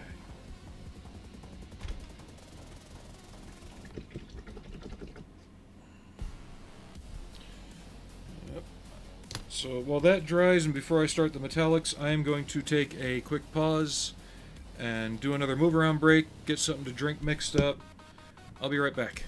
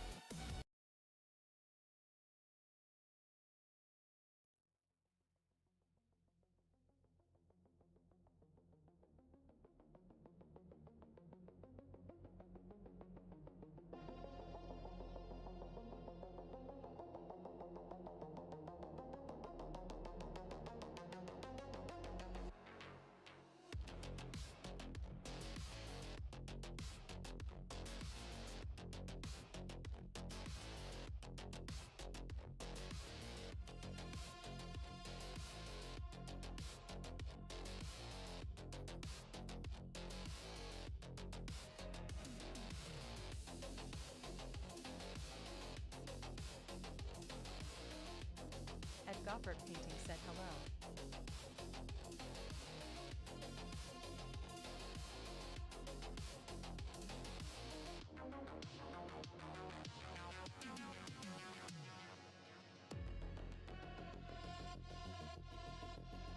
Ed Goffert Painting said have a great paint job.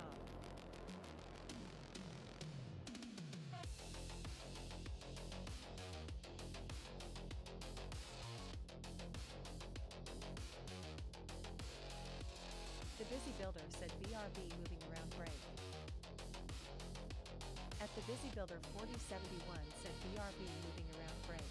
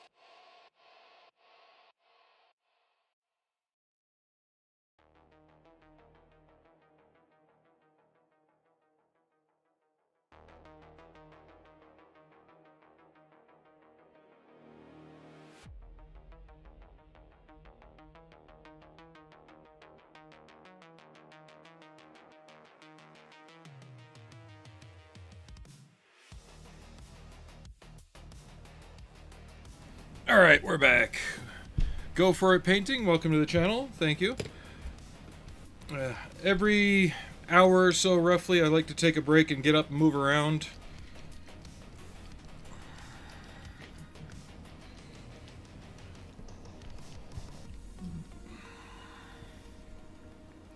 Helps us older, chubby people keep getting blood clots dislocating in our legs and ending the trip real quick.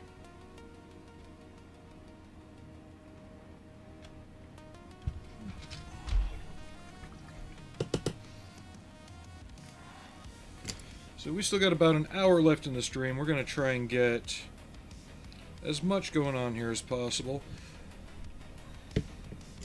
What I'm going to do next is probably mist the underside of the hull in flat earth. So just anything under the wheel arches, maybe bring it up onto the sides a little bit. So that way when I start applying this, it will kind of work together for a dark, wet earth tone. We'll see, though.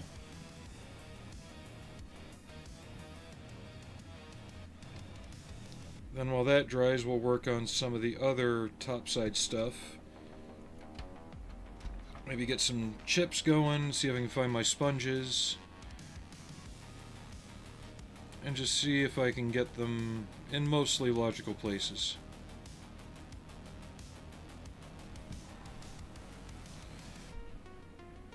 And yes, there is a pattern to how things wear on vehicles if you look at it right. Certain crew members will have a tendency to crawl up certain areas. It's also common practice on most vehicle crews to not mount the vehicle from the sides or rear, mainly because the driver can't see you.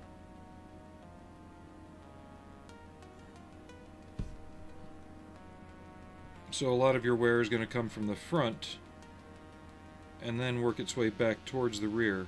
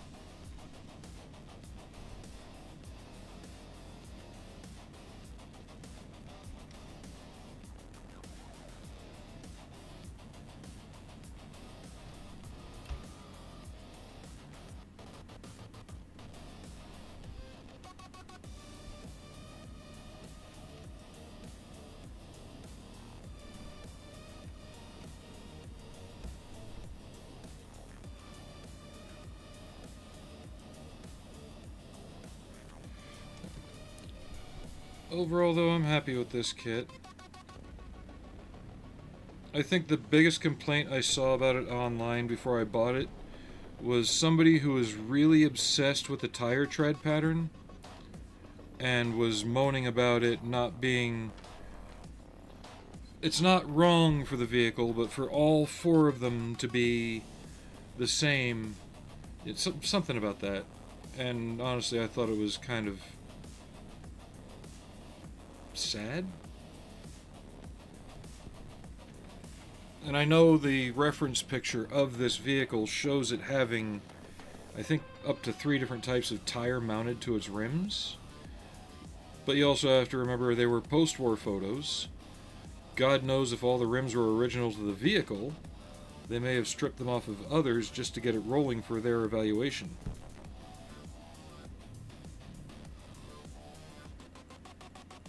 But I also know it was common to see different tires in the field. But that's not going to kill a model kit for me. Sorry.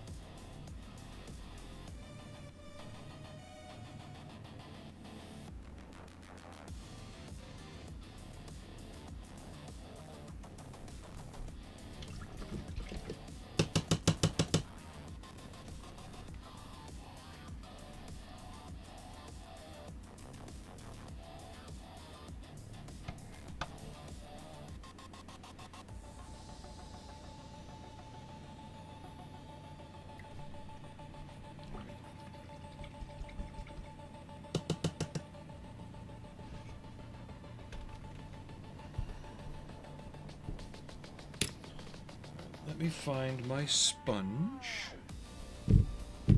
I usually keep some up here. There it is.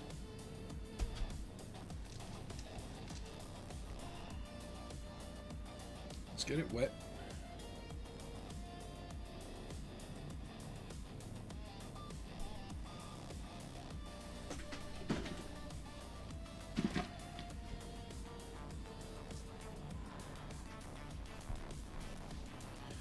And then for the chips, I'm just going to go with some NATO black. That's flat black. If I can get them applied just right, they'll just look like dark gray.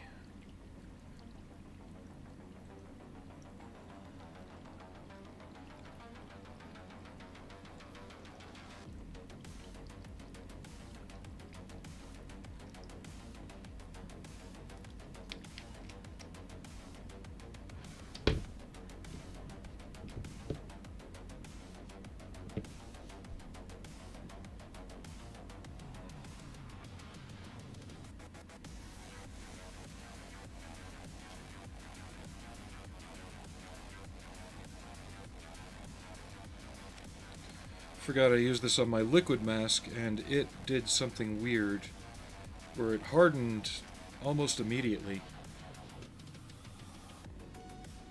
And I didn't like that.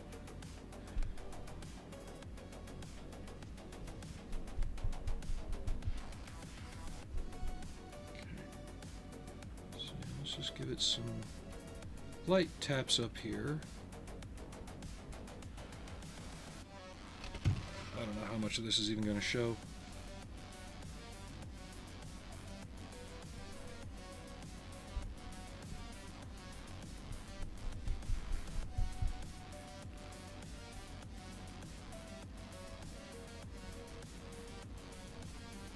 What is going on with this sponge?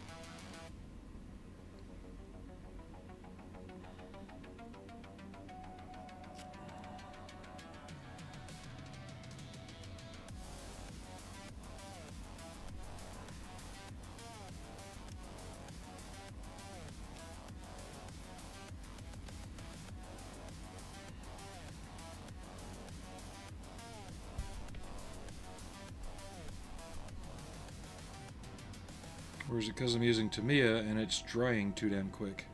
Which I think that's what the problem is. So let's switch over to Vallejo, same color.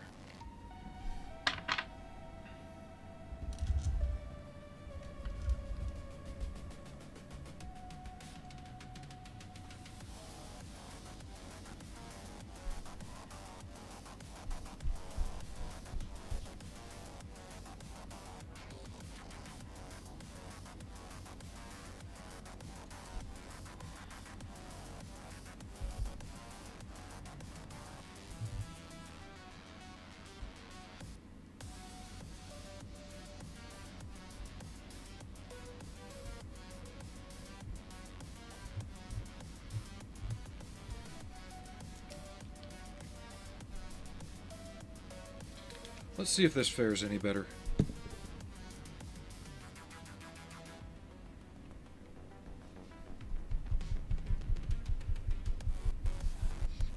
So far seems okay.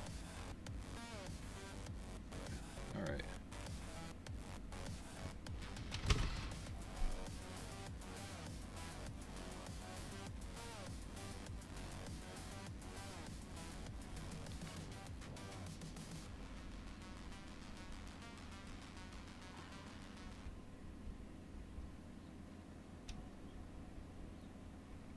And again, I'm just trying to keep it light and subtle. A lot of it's going to get hidden under earth tones and stuff like that. So just enough for it to peek out from underneath all that. It doesn't make sense to do chipping after you do weathering, because the chips are going to get covered by dirt. They're not going to be only showing when convenient.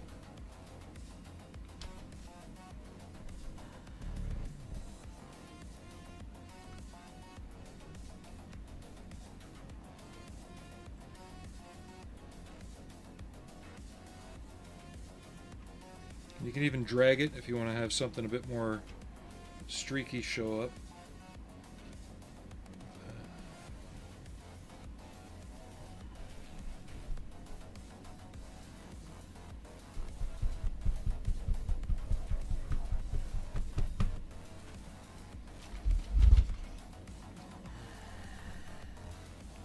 That's kind of what we're going for there. Light use, not heavy abuse.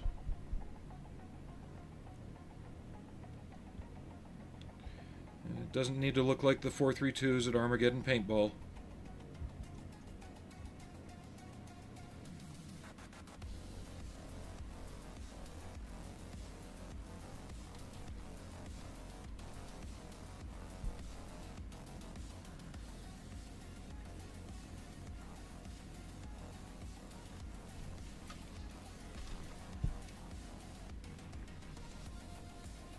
Again, around places on the hatch where they're going to be trying to grab for stuff. The locking thing there. The hinge.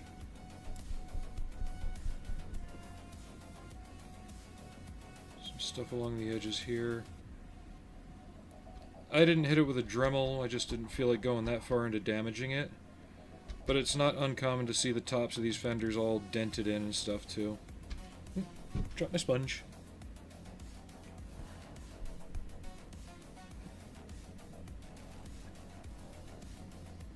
Same thing around these latches.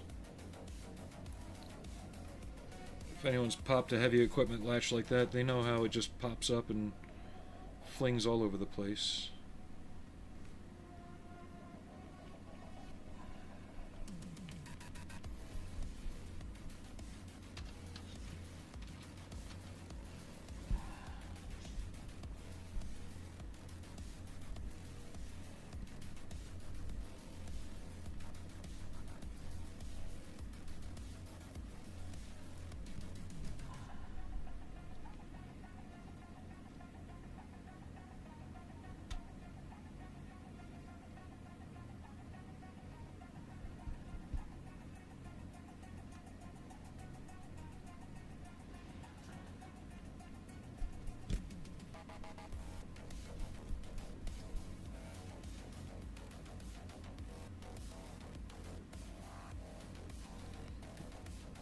Edges of the hatch, near the locks.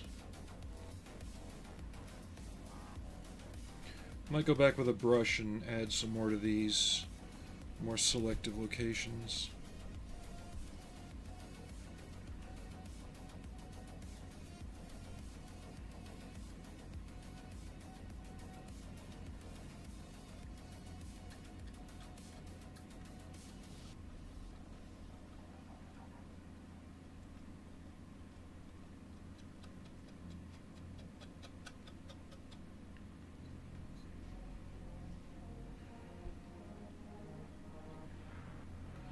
See lots of walking up here for refueling. Hobnail boots are not nice to paint.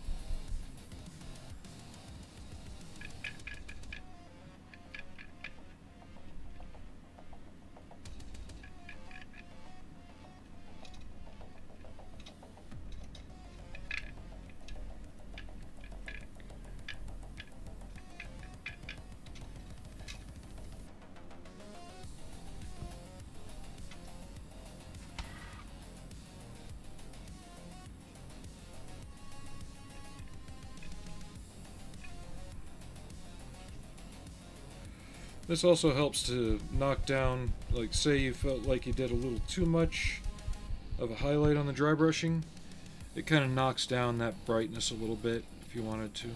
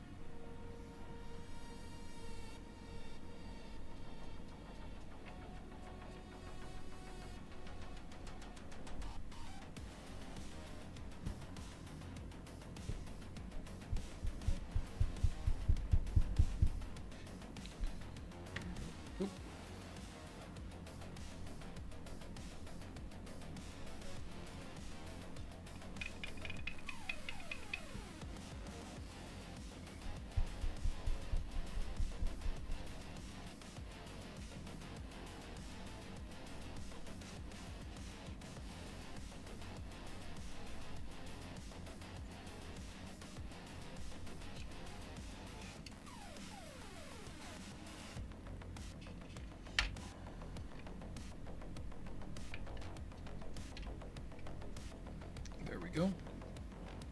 Throw out that chunk. Then once you're done with your initial pass, you can even go back with a brush and kind of modify what's there.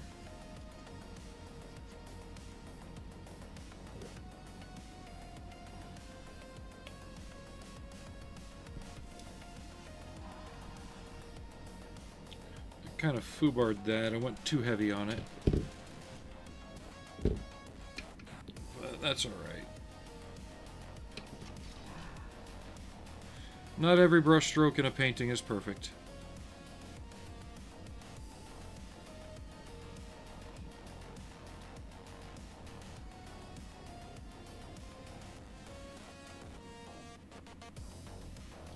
Actually, I think I got the top of that looking just about right. We'll go back with some graphite and add some shine to those edges a little bit.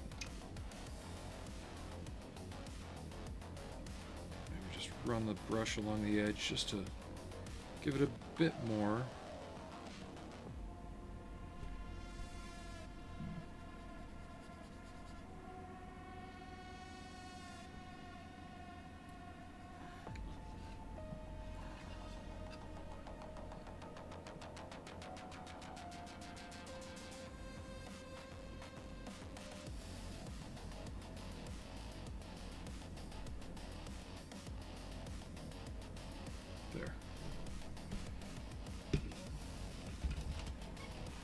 The same down here. I forgot to do the front of the hatch, but honestly the hatch you're not going to be stepping on much because it's going to be closed and the driver's going to be in it, but around the hatch, if you want to make them a bit more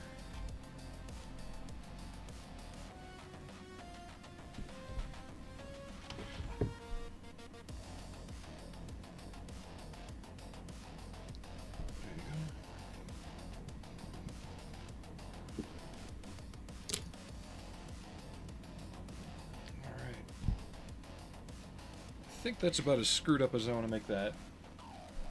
Where's my flat earth? We're gonna screw it up even more. No,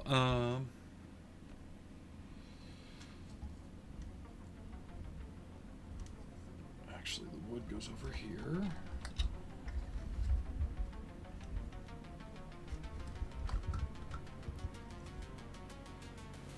That's burnt umber, too dark. Mahogany, rust,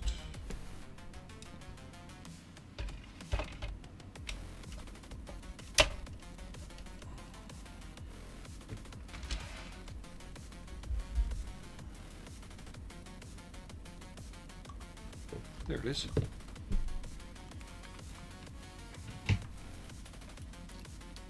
And we're not going to be going very heavy with the flat earth either. It's not like we're repainting the lower hull. My chair's on my airbrush hose. Oh, come on. There we go.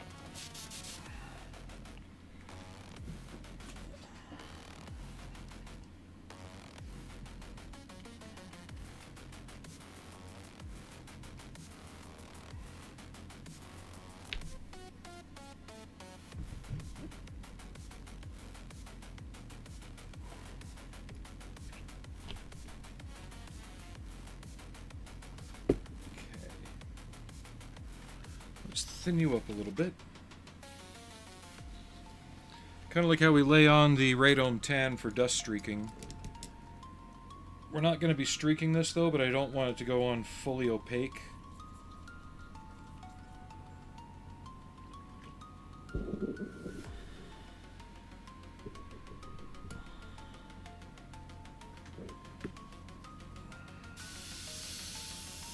I want to be able to step back a ways and mist it.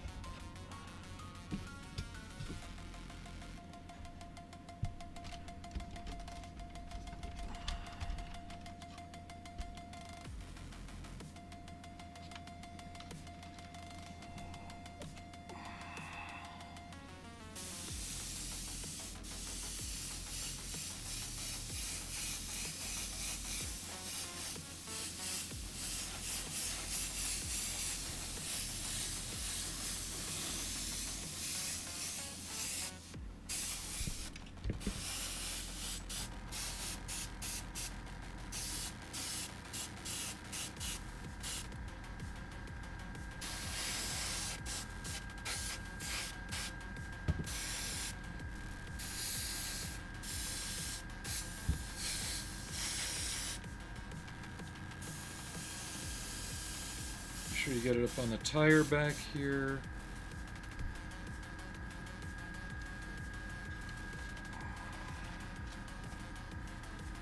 From the front.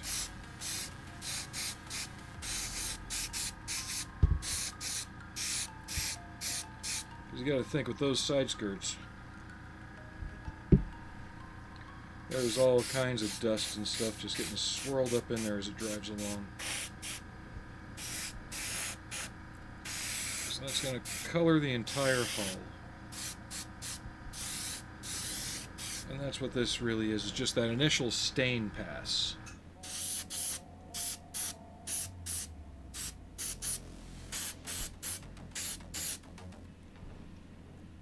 Just enough to put an earth tone on there, but not recolor the whole thing.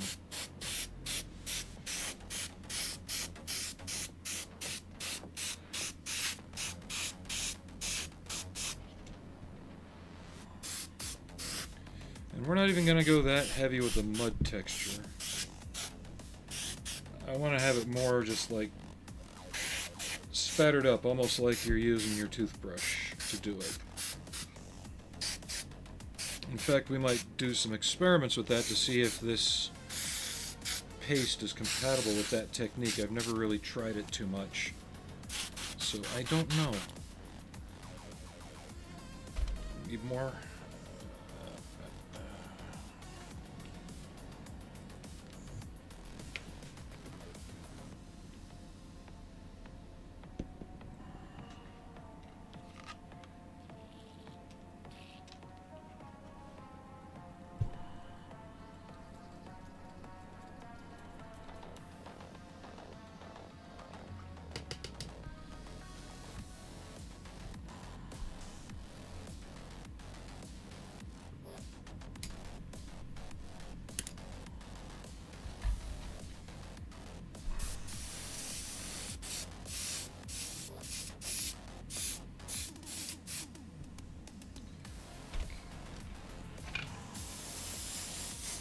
This isn't the only earth tone we're going to be putting on here. We are going to go in with the radome tan in a little bit.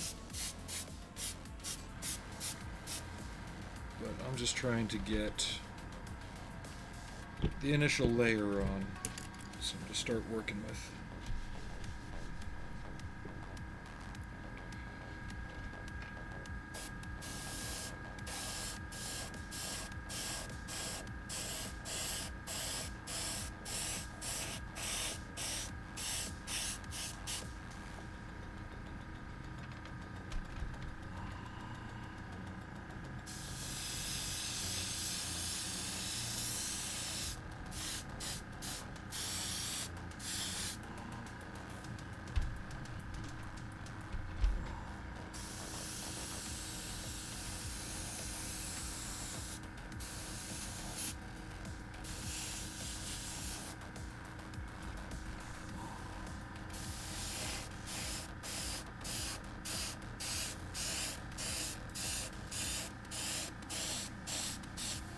But you see how the paint's just barely coloring the surface?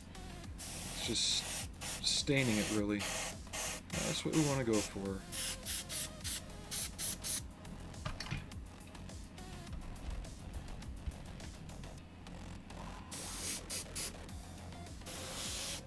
A lot of people like to treat this phase as slop it on,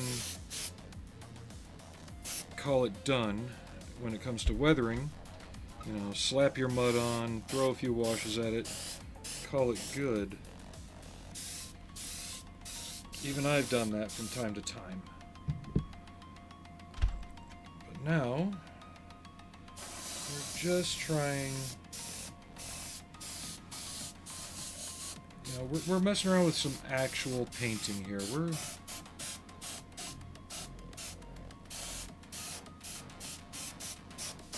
trying to play with some stuff. Give it a little more life than it would have normally had. Because the mud stuff's fun, but it's not always what you want. And you would think, oh, this thing's got 8 wheels on it. It's throwing mud everywhere. Not really. You'd be surprised.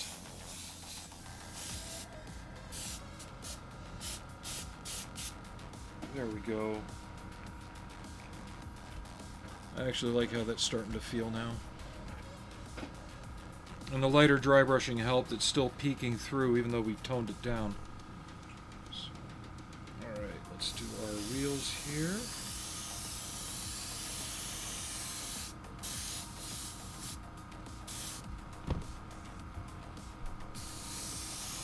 Outside first, then they'll probably be dry by the time we're done with the first pass.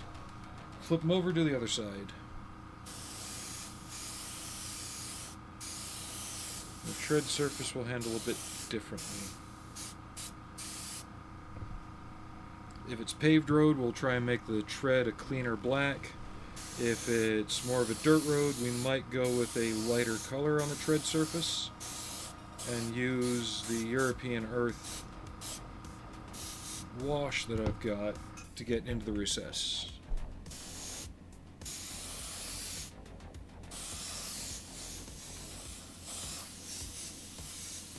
And I know the Normandy countryside, the soil there is more yellow and prone to pale tones. At least that's what I noticed when I was there.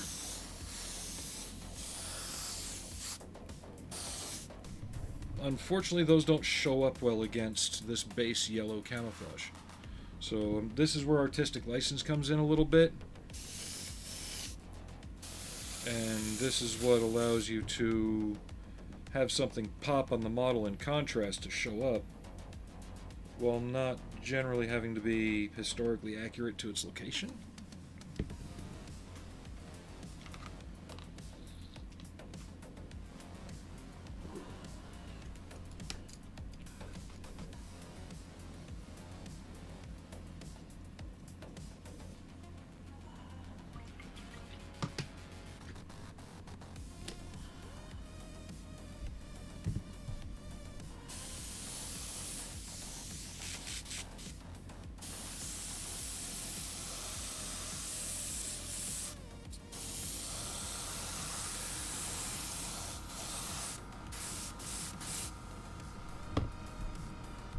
It's even okay if the wheels aren't evenly toned, and some are slightly darker than others. Getting some tip dry.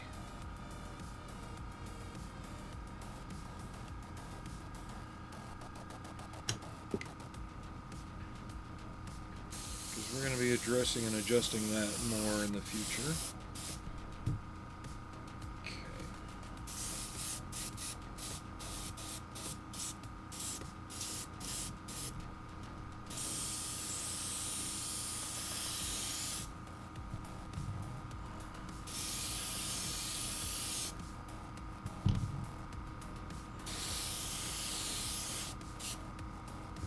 Whoop.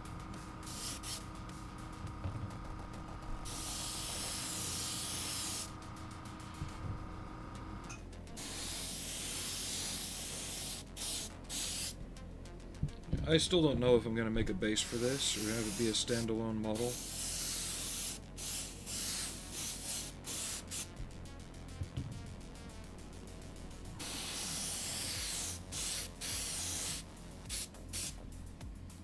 Base really wouldn't be much, given the size of it.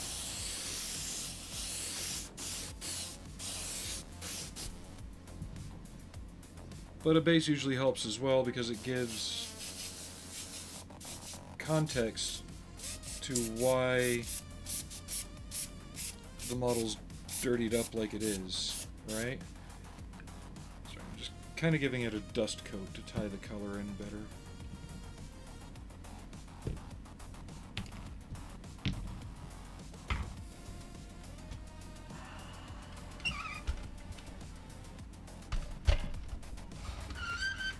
From this side too.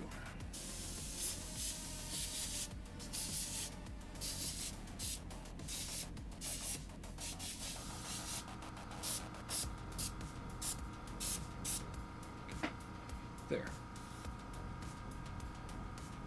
That's much better.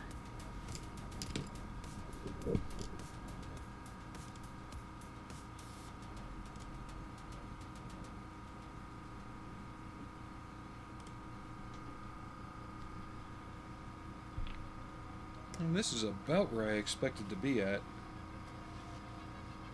I might toy around with this stuff on the underside just a little bit. Practice getting it to fling. I've got my old toothbrush here. So, might have a little fun with that. Just so I can hold it at the weird angles I might need to hold it at. And then Friday we can get more into really getting the cluttery, dirty look to it.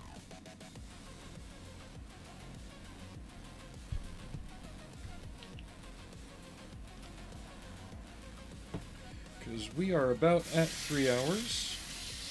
That's typical run time for the streams.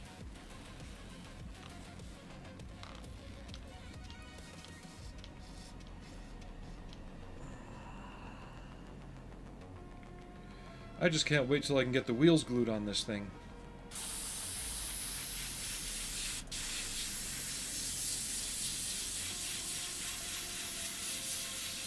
And depending on how we do the rest of the week, I may or may not work on this on Friday, but something else.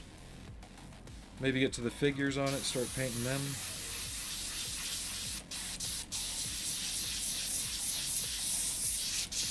I don't know, tell me what you'd like to see on future streams. I know I want to work on that 1/350th scale scene. I really need to find some buildings.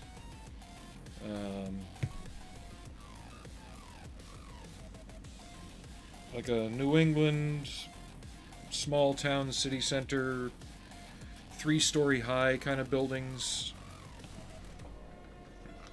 I'll need a church. That I might have to scratch build. And a lot of people.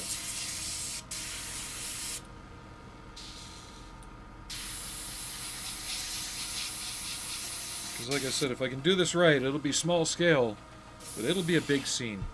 Not like big size, but impactful. I've never worked in this scale like this before.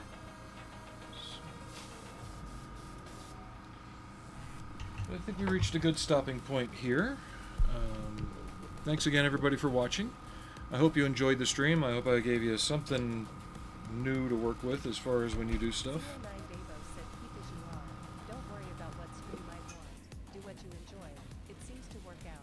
It does. Yeah, I like how this is coming along. I like how the camo's starting to mute down a little bit. That matches up the original pictures a bit more. I'm going to experiment with some things off stream. Yeah. Duck? I'm not War Duck. That's another streamer. But yeah, I'll be on Friday, so if things go well, we'll be doing more on this. But yeah, thanks for hanging out. I'll see y'all later. Take it easy and have a good week.